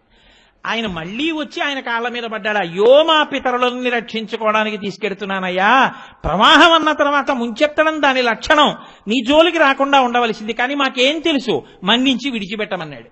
దేవతలందరూ వచ్చి ప్రార్థించారు. పాపం ఎంత కష్టపడ్డాడు, 1 రోజా 2 రోజులా, ఎంత కష్టపడి తెచ్చుకున్నాడు, విడిచిపెట్టేవయ్యా అన్నారు. అంటే ఆయన అన్నాడు, తాగేశాను కదా గంగని, కాబట్టి కుడి చెవిలోంచి వదిలేస్తానన్నాడు. తస్మాత్ జహ్ను సుతా గంగా జాహ్నవి. ఆవిడ ఆ జహ్ను మహర్షి యొక్క కుడి చెవిలోంచి విడిచిపెట్టబడింది కాబట్టి, ఆయన శరీరంలోంచి బయటికి వచ్చింది కాబట్టి తనూభవ అంటే కూతురైంది. కాబట్టి ఆవిడ్ని జాహ్నవి అని దేవతలందరూ కూడా పిలవడానికి ఒప్పుకున్నారు. కాబట్టి జహ్ను మహర్షి యొక్క పేరు మీద ఆయనకి కూతురైంది. ఇప్పుడు జాహ్నవి అన్న పేరుతో గంగ మళ్ళీ భగీరథుడి వెనకాల మళ్ళీ ప్రవాహం మొదలుపెట్టింది. అందుకే అప్పటి నుంచి ఇప్పటి వరకు ఆ గంగ యొక్క అంశ ప్రతి జీవులకి కుడి చెవిలో ఉంటుంది. పూజ చేసేటప్పుడు ఆవలించిన, తుమ్మిన, దగ్గిన, శరీరంలోంచి నవరంధ్రాలలోంచి ఎట్నించన్న గాలి బయటికి వెడితే ఆ పూజ అక్కడతో పూర్తయిపోతుంది. ఆ తర్వాత చేసే పూజ ఇంకా లెక్కలోకి తీసుకోరు. కాబట్టి మళ్ళీ నవరంధ్రములలోంచి గాలి బయటికి వెళ్ళిందో మళ్ళీ స్నానం చేసి వచ్చి మళ్ళీ పూజ చేయాలి, ఆచమనం చేసి. మళ్ళీ లేచి స్నానం చేసి మళ్ళీ వచ్చి కూర్చుంటే మాత్రం మళ్ళీ నీకు నవరంధ్రాల్లోంచి గాలి వెళ్ళదని గుర్తేమిటి? అందుకని ఏం చేస్తారంటే, ఎప్పుడైనా తుమ్మడమో దగ్గడమో ఇలాంటి పని జరిగిందనుకోండి, పూజ చేసేటప్పుడు ఓసారి కుడి చెవి మీద చెయ్యేసుకుంటారు. అంటే గంగా స్నానం చేసినటువంటి ఫలితం లభిస్తుంది. కాబట్టి ఇప్పుడు ఆ జహ్ను మహర్షి యొక్క కుమార్తె అయి ఆయన కుడి చెవిలోంచి బయటికి వచ్చింది. ఇప్పుడు మళ్ళీ ఆ జాహ్నవీ రూపంతో ప్రవహించింది. ఆ భగీరథుడు ముందు రథం మీద వెళ్లి పాతాళలోకానికి తీసుకెళ్లాడు. పాతాళలోకంలోకి వెళ్లి ఆ సగరులు 60,000 మంది యొక్క బూది కుప్పల మించి ప్రవహించింది. ప్రవహించగానే వాళ్ళందరికీ దాహం తీరి వాళ్ళు ప్రేతత్వం నుంచి విముక్తి పొంది వాళ్ళందరూ ఉత్తమ లోకాలకి వెళ్ళిపోయారు. 60,000 మంది. వెంటనే చతుర్ముఖ బ్రహ్మగారు వచ్చి అన్నారు, ఉరే నాయన, అనన్య సామాన్యమైన కార్యం రా, లోకంలో ఎవరూ చెయ్యలేరు, అసలు ఊహించలేరు. నా గురించి తప్పించావు, పరమశివుడి గురించి తప్పించావు, ఆయన పట్టేస్తే మళ్లీ తప్పించావు, జహ్నువు తాగితే ప్రార్థించావు, నీ పితరుల కోసం ఇంత శ్రమ పడ్డావు, వాళ్ళని పితృదేవతా స్థానంలోకి తీసుకెళ్లి ఉత్తమగతులు కల్పించావు. కాబట్టి ఈ భూమి మీద ప్రవహించేటటువంటి గంగకి నీ పేరు మీద భగీరథుని యొక్క కుమార్తెగా భాగీరథి అని నామకరణం చేస్తున్నాను. కాబట్టి ఆకాశంలో ప్రవహించేటటువంటిది దేవగంగ, భూమి మీద ప్రవహించేది భాగీరథి, మళ్ళీ పాతాళలోకంలో ప్రవహించేటటువంటిది ఒక గంగా ప్రవాహం. కాబట్టి ఆవిడికి త్రిపథగా అని పేరు వచ్చింది. మందాకిని, భాగీరథి, భోగవతి. పాతాళ లోకంలో ప్రవహిస్తే భోగవతి ఆవిడ పేరు. 3 పేర్లతో గంగ 3 లోకముల యందు ప్రవహిస్తూ ఉంటుంది. ఇంత గొప్పదైనటువంటి ఆఖ్యానము ఈ గంగావతరణము. ఈ గంగావతరణం గురించి చెప్పి శ్రీమద్ రామాయణంలో వాల్మీకి మహర్షి ఎంత గొప్ప ఘట్టానికి ఫలశ్రుతి చెప్పారు. ఆయన 2 ఘట్టాలకి ఫలశ్రుతి చెప్పారు. ఒకటి గంగావతరణం, 2 షణ్ముఖోత్పత్తి. సుబ్రహ్మణ్యేశ్వర స్వామి వారు పుట్టినప్పుడు చెప్పారు, మళ్ళీ గంగావతరణం జరిగినప్పుడు చెప్పారు. ఆయన అన్నారు, ఇదమాఖ్యానం అవ్యగ్రో కాకుచ్చ గంగావతరణం శుభం. అవ్యగ్రమైన మనస్సుతో ఇదిలా జరుగుతుందా, నిజమేనా, అబద్ధమేనా, ఇలాంటి వెర్రి ఆలోచనలు లేకుండా పవిత్రమైనటువంటి మనస్సుతో ఈ గంగావతరణాన్ని పరమశివుడికి నమస్కారం చేస్తూ దేవాలయ ప్రాంగణంలో ఎవరైనా వింటే ఉత్తర క్షణంలో వాళ్ళ యొక్క పాపరాశి అంతా దగ్ధమైపోతుంది. గంగావతరణం వినగానే పాపరాశి పోవడం వల్ల వాళ్ళందరికీ కూడా సమస్తమైనటువంటి కోర్కెలు తీరుతాయి. కోర్కెలు తీరడంతో పాటుగా దీర్ఘాయుర్దాయము, కీర్తి కలిగగలిగినటువంటి రీతిలో వాళ్ళ జీవితము మలచబడుతుంది. కాబట్టి గంగావతరణం అనేటటువంటి ఘట్టము అంత ప్రఖ్యాతమైన ఘట్టము అని వర్ణించారు. ఎంతో మంది పెద్దలు ఇప్పటికీ గంగ దగ్గరికి వెడుతూ ఉంటారు, గంగలో స్నానం చేస్తూ ఉంటారు, పాపములన్నిటినీ పోగొట్టుకుంటూ ఉంటారు. గంగా స్నానం అంత గొప్పది ఎందుకయిందో తెలుసా అండి? ఒక్కటే కారణం. గంగకంత గొప్పతనం రావడానికి పరమశివుడి యొక్క శరీరములకు తగలడమే కారణము. వాల్మీకి మహర్షి రామాయణంలో తీర్పు చెప్పారు. భవాంగపతితం తోయం, పరమశివుని ఒంటికి తగిలింది కాబట్టి గంగకు ఆనాటి నుండి ఈనాటి వరకు పాపములను పోగొట్టగలిగినటువంటి శక్తి కలిగి ఉన్నది. కేవలం వెళ్ళి ఒక మునక వేస్తే చాలు. అందుకే శంకరాచార్యుల వారు భజగోవిందం చేస్తే భగవద్గీత కించిదధీత గంగాజలలవకణికాపీత సకృతపయేన మురారి సమర్చ క్రియతే తస్య యమేన నచర్చ అంటారు. లోకంలో ఎవరైనా సరే భగవద్గీత కించిదధీత, కొంచెం భగవద్గీతని ప్రసన్నమైన మనస్సుతో నేర్చుకుందాం, అనుష్ఠిద్దామని భగవద్గీత చదివితే అటువంటి వారు కాని గంగాజలలవకణికాపీత, గంగానదిలో ఉండేటటువంటి నీటి బొట్టుని నాలుక మీద వేసుకుని తాగినా, తల మీద చల్లుకున్నా, గంగాజలలవకణికాపీత సకృతపయేన మురారి సమర్చ, ఒక్కసారి జీవితంలో కన్నుల ఆనంద బాష్పములు కారేటట్టుగా పరమ ప్రసన్నమైన మనస్సుతో పరమభక్తితో శ్రీ మహావిష్ణువుని తులసి దళాలతో కాని పువ్వులతో కాని పూజ చేసిన, మానసికంగా పూజ చేసిన, సకృతపయేన మురారి సమర్చ క్రియతే తస్య యమేన నచర్చ, వాడికి యమధర్మరాజుతో వాదోపవాదములు ఉండవు. వాదోపవాదములు మేమెందుకు చేస్తామండి యమధర్మరాజు గారితో అంటారేమో. యమధర్మరాజు గారి యొక్క దూతలు వచ్చి పాశములు వేసి లాగేస్తుంటారు. వీడేమో నే రానని అటు ఇటు పారిపోతుంటాడు. పారిపోతుంటే ఆ దూతలు ఏం చేస్తారంటే కపము, వాతము, పైత్యము అని 3 ప్రకోపింప చేస్తారు శరీరంలో. ఈ పైత్యం చేత సంధి కలుగుతుంది. అంటే ఏమిటో మాట్లాడుతుంటాడు, ఏవో గుర్తొస్తాయి, అవన్నీ ఇప్పుడు చేస్తున్నాను అనుకుని సంధి ప్రలాపం అంటారు. ఏవేవో అరుస్తూ ఉంటాడు, ఏవో మాట్లాడతాడు. అప్పుడు తన దృష్టి దేని మీద ఎప్పుడో చేసిన పనేదో గుర్తొస్తుంది, దాన్ని అరుస్తూ ఉంటాడు. ఆ కపము, వాతము నొక్కేస్తుంటాయి జీవుణ్ణి. ఆ ప్రాణం ఎటు వెళ్ళలేక వాటి మధ్యలోకి వెళ్ళిపోతుంది. వెళ్ళిపోయిన తర్వాత అప్పుడు పాశం వేసి దాన్ని ఉగ్గడించేస్తారు. అటువంటి స్థితిలో ఇక మనసు నిలబడదు, బుద్ధి పనిచేయదు. తానేదైనా మాట్లాడదాం అనుకున్నా, చెప్దామన్నా ఇక చెప్పగలిగిన ప్రజ్ఞ ఉండదు. ఎవరో మహానుభావులైనటువంటి వారికైతే, ఎప్పుడూ భగవంతుణ్ణే పట్టుకున్న వాళ్ళైతే, అటువంటి వాళ్ళకి మనసు చాంచల్యమును పొందినప్పుడు కూడా ఈశ్వర సంబంధమైన నామమే వస్తుంది. మహానుభావుడు అప్పయ్య దీక్షితర్ వారిని, ఆయన ఒకానొకప్పుడు పిచ్చి కలిగేటటువంటి మందు తాగారు. శిష్యుల్ని పిలిచి, ఒరే నేను పిచ్చొచ్చే మందు తాగుతున్నాను, దీనివల్ల నాకు 1 గంట సేపు పిచ్చి వస్తుంది. 1 గంట సేపు పిచ్చొచ్చినప్పుడు మీరు తలుపులు వేసి బయట గొళ్ళెం పెట్టేయండి. ఈ పిచ్చిలో నేను ఏమరుస్తున్నానో ఓ కాగితం మీద రాయండి. గురువు గారు కదా ఏమైనా అనుకుంటారేమో అని చూడకండి. నా మనసుకి స్థిమితం లేనప్పుడు, నా మనసు స్వస్థత తప్పిపోయినప్పుడు భగవంతుడి గురించి అరవగలిగితే నా మనసు భగవంతుణ్ణి అప్పుడు కూడా పట్టుకోగలదు అని నమ్మకం. ఇతర విషయాలు ఏమైనా అరిస్తే నా మనసు భగవంతుణ్ణి పట్టుకోవడంలో కృతకృత్యం కాలేదు అని గుర్తు. కాబట్టి నేను ఈ గంట సేపు ఈ పిచ్చెక్కే మందు తాగి ఏం మాట్లాడతానో మీరు వినండ్రా అని కిటికీ దగ్గర కూర్చోబెట్టారు. ఓ గంట సేపు మహానుభావుడు ఏదో అలా మాట్లాడుతూనే ఉన్నారు. గంట అయిపోయిందా, ఆయన పిచ్చి తగ్గిపోయిన తర్వాత తలుపులు తీశారు. గొళ్ళెం తీసి తలుపులు తీసి గురువుగారు బయటికి రండి అన్నారు. నేను ఏం మాట్లాడానరా ఈ గంట అన్నారు. ఇదిగో గురువుగారు మీరు చదివినటువంటి శ్లోకాలు ఇవి అని చూపించారు.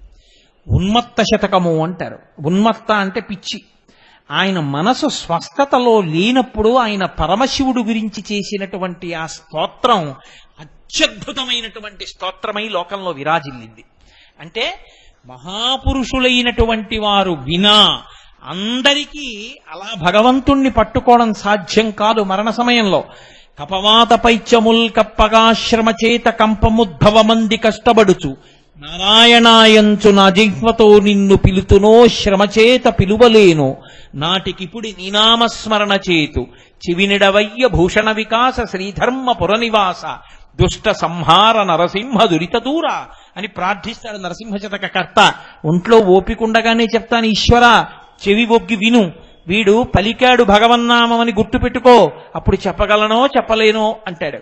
కాబట్టి భగవద్గీత కించిదీత గంగాజలలవకణికాపీత సకృతపియేన మురారి సమర్చ క్రియతే తస్య యమేన నచర్చ. యమధర్మరాజు గారి భటులు రావడం, పాశాలు వేయడం, రా అనడం, నే రానండం, గొడవ పడ్డం, ఆఖరికి లాగేయడం ఇవేముండవు.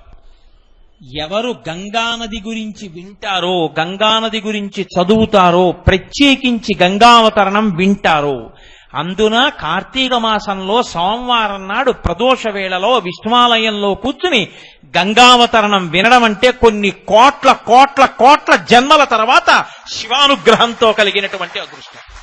అది సామాన్యమైన విషయమేం కాదు. మనకి తెల్లవారి లేస్తే కావ్యాలు పురాణాలు అన్నీ ఆ మాట చెప్తున్నాయి. అంత పరమపావనమైనటువంటి గంగ.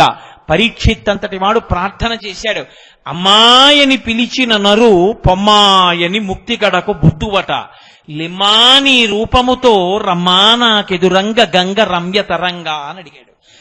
గంగమ్మ దగ్గరికి వెళ్ళి అమ్మా అంటే చాలు, ఆవిడ వెంటనే లేచి వచ్చి పొమ్మా అని ముక్తి కడకు బుద్ధువట, పోరా అని మోక్షాన్ని ఇస్తుంది. పొమ్మాయని ముక్తి కడకు బుద్ధువట, లిమ్మా నీ రూపముతో రమ్మా నాకెదురంగ గంగ రమ్య తరంగా అంటాడు. రమ్యమైన తరంగములతో ఉన్న ఓ గంగమ్మ లేచి నాకెదురు రావా అని అడుగుతాడు. అందున కాశీగంగ కాశీగంగే, హరిద్వార్లోనూ గంగే, మిగిలిన చోట్ల గంగే. కానీ గంగకి కాశీలో అంత గొప్పతనం ఎందుకో తెలుసా అండి? అక్కడ వరకు దక్షిణ దిక్కుకు వచ్చి అక్కడ ఉత్తర దిక్కుకు తిరుగుతుంది గంగ. అందుకే కాశీగంగ కాశీగంగ అంటారు. మిగిలిన చోట్ల గంగ గంగ కాదేమిటి? కాశీ వరకు దక్షిణానికి వచ్చి కాశీలో ఉత్తరానికి తిరుగుతుంది. మనుష్య జన్మ ఎన్ని జన్మలెత్తండి, తొట్టతుదకు ఎన్ని పరుపుల మీద పడుకోబెట్టండి, ఎన్ని మంచి భోజనాలు పెట్టండి, ఎంత గొప్పగా దీనికి పూలమాలలు వేయనివ్వండి, ఎంత మంది దీనికి నమస్కారాలు చేయనివ్వండి, తొట్టతుదన దీని యొక్క స్థానము శ్మశానమే, అక్కడే కలిసిపోతుంది.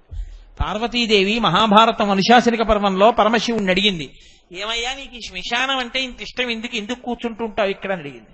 అడిగితే ఆయన అన్నాడు, పార్వతీ లోకంలో నువ్వు ఎక్కడికి వెళ్ళి చూడు, అది కుక్క నే మనిషి, అది పిల్లి ఇది కుక్క, అది పక్షి ఇది పాము, ప్రతి వాళ్ళు ఉపాధి చూపించుకుని ఇది నేనని అహంకరించేవాళ్లే. ఒక చీమ కూడా నే చీమని కరుస్తానని అహంకరిస్తుంది. అందరి అహంకారాలు పోయి అందరూ వాళ్ళ వాళ్ళ అహంకార స్థానమైన శరీరములను విడిచిపెట్టేసి, వాళ్ళ ఐశ్వర్యాలు విడిచిపెట్టేసి, వాళ్ళందరినీ విడిచిపెట్టేసి, ఇంకా అహంకరించడానికంటూ ఏమీ లేకుండా అందరూ ఒక్కటిగా వచ్చి కూర్చునే ప్రదేశం ఇది ఒక్కటే. ఎవ్వడూ గర్వపడ్డానికి ఏమీ లేదు ఇక్కడ. అందుకని బ్రహ్మజ్ఞానం అంటూ పుడితే ఇక్కడే పుట్టాలి. అందుకే జ్ఞానులందరూ ఇక్కడికి వచ్చి కూర్చుంటుంటారు. కాబట్టి పార్వతి అక్కడికడితే ఉంది కొట్టుకోవడం, తిట్టుకోవడం, అహంకారాలు. ఇక్కడైతే ఉంది అహంకరించడానికి ఏమీ లేదు. అందరిది ఓటే స్థితి. కుక్కలో జీవుడు, పిల్లిలో జీవుడు, పాములో జీవుడు, తొండలో జీవుడు, మనిషిలో జీవుడు, పరిపాలకుడిలో జీవుడు, పరిపాలింపబడిన వాడి జీవుడు, అందరి జీవుళ్ళు ఒకటిగా వచ్చి జీవులే ఉంటారు ఇక్కడంతే. అన్ని అహంకరించిన కాయములన్నీ కాష్టముల యందు కాలిపోతాయి. కాబట్టి సమానత్వమునకు వేదిక శ్మశానము. అందుకని ఇక్కడ కూర్చుని ఎరా ఇప్పుడు బుద్ధి వచ్చిందా అని చూస్తుంటా. ఇలా ఇలా అన్నావే, అది ఏమైందిరా చూస్తున్నావా?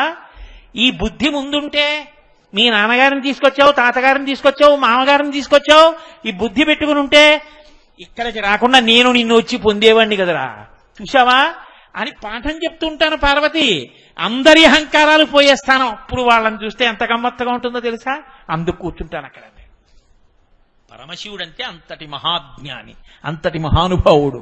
కాబట్టి ఆ గంగావతరణ ఘట్టము అంత గొప్పది. గంగ ప్రవహిస్తుంది. గంగ నిలబడిపోయింది అనుకోండి, ఉపయోగం లేదు. గంగ ప్రవహించి వెళ్ళిపోతుంది. ఇంతకీ నేను ఎక్కడ మొదలు పెట్టాను? ఏ జన్మలో ఉండండి, ఏ శరీరంలో ఉండండి, అన్ని శరీరాలు దక్షిణ దిక్కుకు వెళ్ళిపోతాయి. ఎందుకంటే దక్షిణ దిక్కు యమస్థానం. అందరూ యమధర్మరాజు గారి యొక్క పాశములకు పడిపోయేవారే. ఎవ్వరో కోట్ల కోట్ల కోట్ల కోట్ల మందిలో ఒక్కడు మాత్రమే ఉత్తరాభిముఖుడు అవుతాడు, దక్షిణానికి వెళ్లకుండా. ఉత్తర దిక్కునే ఉంటుంది, కైలాస పర్వతం ఉంటుంది. కైలాస పర్వతం మీద ఎవరుంటారు? మృత్యుంజయుడు ఉంటాడు. మృత్యువుని కాలుతో తన్ని మృత్యువుని శాసించగలిగిన వాడు ఉంటాడు. ఇంకా మళ్లీ పుట్టవలసిన అవసరం లేకుండా జనన మరణ చక్రము నుంచి పైకి రావాలి అంటే శివుడి యొక్క జ్ఞానమును పొందినవాడు, శివానుగ్రహమును పొందినవాడెవడో వాడే పునరావృత్తి రహిత శాశ్వత శివ సాయుధ్య స్థితిని పొందుతాడు. కాబట్టి దక్షిణ దిక్కుకి వెళ్లకుండా ఉత్తరానికి తిరిగిన గంగ కాశీలో ఉంది. కాబట్టి కాశీ గంగ అంత గొప్పది. అందుకని కాశీ వెళ్ళా గంగలో స్నానం చేశా, కాశీ వెళ్ళా గంగలో స్నానం చేశా అంటారు. మిగిలిన చోట్ల గంగ గంగ కాదేమిటి? అది గంగే. మీరు చూడండి, గంగ యొక్క పవిత్రత అంటే ఎంత గొప్పదో తెలుసా అండి? మనం కలశపాత్ర పెడతాం, కలశపాత్రలో నీటిని తీసుకెళ్లి ఈశ్వరుడికి అభిషేకం చెయ్యం, నైవేద్యానికి ఉపయోగించాం. గంగే చ యమునే చైవ గోదావరి సరస్వతి నర్మదే సింధు కావేరి యోజలేస్మిన్ సన్నిధిం కురు అంటాం. అసలు ఇంకా విచిత్రం ఏమిటో తెలుసా? శ్రీనాథుడు భీమఖండం చేస్తూ ఒక మాట చెప్తాడు, పరమశివుడికి 4 భార్యలని. అందరూ పార్వతీదేవి అనుకుంటారు. నిజంగా అంటే మా స్వామికి 4 భార్యలు అనుకునేరు, ఆయనకు ఒక్కతే భార్య గౌరి. కానీ భార్య పట్ల ఎంత ప్రేమో, భార్యని ఎంత నెత్తి మీద పెట్టుకుంటాడో అలా 4 స్థానములంటే ఆయనకి అపారమైనటువంటి ప్రీతిట. అందుకని 4 భార్యతో సమానమైన స్థానములు పొందారన్నాడు శ్రీనాథుడు. 1 గౌరి, 2 గంగ. గౌరి యొక్కతే మరియు గంగ యొక్కతే. కాశీ యొక్కతే, దక్షిణ కాశీ యొక్కటే. ఆయనకి గంగ అంత ఇష్టం. అందుకని గంగని తల మీద పెట్టుకుంటాడు. అందుకని గంగ భార్యాస్థానముతో సమానత్వాన్ని పొందింది తప్ప భార్య అని కాదు. పరమశివుడు ఎప్పుడూ పాణిగ్రహణం చేయలేదు, భరించాడు. కాబట్టి అంత ప్రీతితో ధరించాడు కాబట్టి గంగ భార్యాస్థానముగా చెప్పబడుతుంది అంతే. 3వది ఆయన భార్యతో సమానమైనది కాశీ యొక్కతే. కాశీ పట్టణం అంటే ఆయనకు అంత ప్రీతి. దక్షిణ కాశీ యొక్కటే. దక్షిణ కాశీ దక్షారామం, ద్రాక్షారామం. ద్రాక్షారామం మామిడి పళ్ళ రామం కాదు, అది దక్షారామం. దక్ష ప్రజాపతి ఉన్న ఊరు. కాబట్టి దక్షారామం అంటే పరమేశ్వరుడికి అంత ఇష్టంట. అందుకే ఏ వ్యాస భగవానుణ్ణి కాశీపట్టణంలో తిరస్కరించాడో ఆ వ్యాస భగవానుణ్ణే తొడ మీద కూర్చోపెట్టుకుని కౌగలించుకుని నెత్తి మీద పెట్టుకున్నాడు దక్షారామంలో. ఆ వ్యాసుడు ఇక్కడ శివదర్శనాన్ని పొంది ఆనంద తాండవం చేసేశాడు. ఆ సంతోషపడిపోయి తాండవం చేస్తున్న వ్యాసుని మూర్తి ఇప్పటికీ దక్షారామ దేవాలయంలో ఒక స్తంభంలో ఉంటుంది. అంత గొప్ప క్షేత్రం దక్షారామం. అటువంటి మహానుభావుడు. గంగానది యొక్క స్థితి అంటే అటువంటిది. ఆ గంగ ప్రవాహము తానే వెళ్లి పాపులనందరినీ కూడా పుణ్యాత్ములుగా మారుస్తూ ఉంటుంది. అంత పరమపావనమైనటువంటి గంగ ప్రవహించడమే ఆయన జ్ఞానగంగాధరుడు కూడా. జ్ఞానము ఒక చోట ఉండిపోయిందనుకోండి, లోకమునకు పనికిరాదు. తన జ్ఞానమునందు, తన యొక్క పాండిత్యమునందు తనకి మోహం ఉందనుకోండి, నాకు తెలుసు నేను ఎందుకు చెప్పాలి అన్నాడు అనుకోండి, అది ఇంకెవరికి పనికిరాదు. తాను నేర్చుకున్నది ఏ విధమైనటువంటి స్వార్థ ప్రయోజనాన్ని ఆశించకుండా చెప్పడమే ధర్మంగా చెప్పేయగలిగినటువంటి ప్రజ్ఞ. అంటే ఎక్కడో ఉప్పు నీటి సముద్రంలో ఉన్నటువంటి ఉప్పు నీటిని తాగి మంచి నీటిగా మార్చి చల్లటి నీటిని పట్టుకుని నిరాధారమైనటువంటి మార్గంలో ఆకాశంలో ప్రయాణించి వచ్చినటువంటి మేఘము ఈ ఊళ్ళో ఉన్న వాళ్ళందరూ దాహార్తితో ఉన్నారు కాబట్టి వీళ్ళకి చల్లటి నీళ్లు కురిపిద్దాం అనుకున్నప్పుడు వీళ్ళందరూ లేచొచ్చి నాకు కృతజ్ఞత చెప్తారా చెప్పరా అని చూడకుండా అందరూ నిద్రపోతున్న రాత్రి వచ్చి తనలో ఉన్నటువంటి చిట్ట చివరి నీటి బిందువుని కూడా వర్షంలా కురిపించేసి తేలికైపోయి అమ్మయ్యా నా దగ్గరున్నదంతా ఇచ్చేశానని సంతోషంతో తూది పింజలా విడిపోయేటటువంటి మేఘము ఎంత గొప్పదో. ఒక ఆవు పుట్టల మీద నది ఒడ్డున ఉన్నటువంటి పచ్చగడ్డి పరికలన్నింటినీ గబగబా తిని ఎక్కడికో వెళ్లి పడుకుని తిన్న గడ్డి పరికలన్నింటినీ లొంగ చుట్టుకుని కడుపులోంచి పైకి తెచ్చి నోట్లో పెట్టుకుని మళ్లీ బాగా తిని నెమరవేసి మెత్తగా గుజ్జుగా మార్చి కడుపులో పెట్టుకుని పాలగా తయారు చేసి దూడ వచ్చి 2 గుద్దులు గుద్దినంత మాత్రం చేత దాచుకోవడం చేతకాక విడిచిపెట్టిన ఆవు ఎంత ఉదారమైనదో. అంత గొప్ప పువ్వులు పళ్ళు కాసినా పండినా ఒక్క పువ్వు తాను పెట్టుకోవడం గాని ఒక్క పండు తాను తినడం గాని చేత కానటువంటి చెట్టు ఎంత ఉదారమైనదో. అంత ప్రవహించి వెళ్ళినా ఒకడు అందులో అశుద్ధాన్ని విసర్జించినా మూత్రం పోసినా స్నానం చేసినా ముళ్ళ చెట్లు గీరినా రాళ్లు అడ్డుపడ్డా పైనుంచి కింద పడినప్పుడు తల బద్దలైనా ఆగకుండా ప్రవహించి వెళ్ళేటప్పుడు తనలో స్నానం చేసినటువంటి వాళ్ళందరి యొక్క పాపములను కడగగలిగినటువంటి గంగ కూడా అంత పునీతమై అంత స్వార్థము లేనిదై అంత పరమప్రఖ్యాతమై భారతదేశానికే గంగానది ఒక తలమానికమై గంగా అన్న పేరు చెప్తే చాలు పులకించిపోయి గంగా స్నానం చెయ్యని వాడు ఉండడు, గంగ చెంబు ఇంట్లో లేనివాడు ఉండడు, గంగ బిందువు తల మీద పడితే చాలు పొంగిపోతారు, గంగ పేరు చెప్పకుండా కలశపాత్రకి ఆవాహన కూడా చేయరు. అంత ప్రఖ్యాతమైనటువంటి నది గంగమ్మ. అందుకే కాశీలో పరమశివుడి దేవాలయంలో విశ్వేశ్వరుడికి ఎంత అభిషేకం ఆరాధన జరుగుతుందో సాయంకాలం వేళ గంగా నదికి అంత ఆరాధన జరుగుతుంది. గంగ హారతి అని ఆ హారతి చూడ్డానికి పడవల్లో ఎదురుగుండా కూర్చుంటారు. ఎంత మందో ఆ కాశీపట్టణం వెళ్లి శరీరాలు విడిచిపెట్టేసి ఆ వారణాసి రెండిటి మధ్యలో ఉన్నటువంటి అనేకమైనటువంటి ఆ నది యొక్క ఒడ్లు మీద అలా కాలిపోతుంటారు. ఆ మంటలు అసుర సంధ్య వేళ దాటిపోయిన తర్వాత మీరు పడవలో వెడుతూ చూస్తుంటే హరిశ్చంద్ర ఘాట్టు మణికర్ణికా ఘాట్టు ఇవన్నీ చూస్తుంటే ఇన్ని జ్వాలలు ఆ కాలిపోయే ఆ బూది అంతా అందులో కలిసిపోతుంది. ఆ గంగలో పడ్డవాళ్ళంటే నా ఉద్దేశ్యం శరీరం పడి విడిచిపెట్టమని కాదు, శరీరం పడిపోయిన తరువాత గంగలో కలిసిపోయిన వాళ్ళందరూ మోక్షం పొందుతారు. అందుకే యావత్ భారతంలో ఎక్కడ శరీరం పడిపోనివ్వండి, ఎక్కడ శరీరాన్ని కాల్చేయనివ్వండి. అస్థి సంచయనము అని మరునాడు పొద్దున్న వెళ్లి కొడుకు ఎముకలు తండ్రి గారి శరీరపు బూదీ తీసి ఒక కుండలో పెట్టి గుడ్డ కట్టి మూట కట్టి భార్య మెడలో ఉన్న బంగారాన్ని లాకర్లో దాచుకున్నట్టుగా తండ్రి శరీరం బూది కుప్పైపోయిన తర్వాత ఆ కుండని గుడ్డ కట్టి పేరు రాసి శ్మశానంలో లాకర్లో పెట్టి దాస్తారు. దాచి సాధ్యమైనంత తొందరగా అయ్యో మా నాన్నగారు శరీరంతో 10 మాటలు వెళ్లి గంగలో స్నానం చేయలేకపోయాడు, గంగావతరణం చదువుకోలేకపోయాడు, గంగావతరణం వినలేకపోయాడు, గంగ చెంబు చూసి నమస్కారం చేయలేకపోయాడు. ఇటువంటి నాన్నగారి యొక్క చితాభస్మాన్ని గంగలో కలిపేస్తానని తాను బయలుదేరి కుండ పట్టుకుని వెళ్లి కాశీపట్టణంలో గంగానదిలో కలిపేసి వస్తారు. నాకు తెలుసున్నంత వరకు సనాతన ధర్మంలో ఉన్న వాళ్ళ శరీరాలలో భారతదేశంలో పడిపోయిన వాళ్ళ శరీరాలలో 99 మంది శరీరములలో ఉన్నటువంటి బూది ఎముకలు గంగానదిలో కలిసి తీరుతాయి.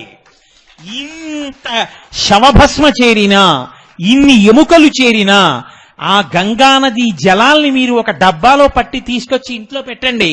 నేను ఒకసారి పరిశీలన కూడా చేశాను.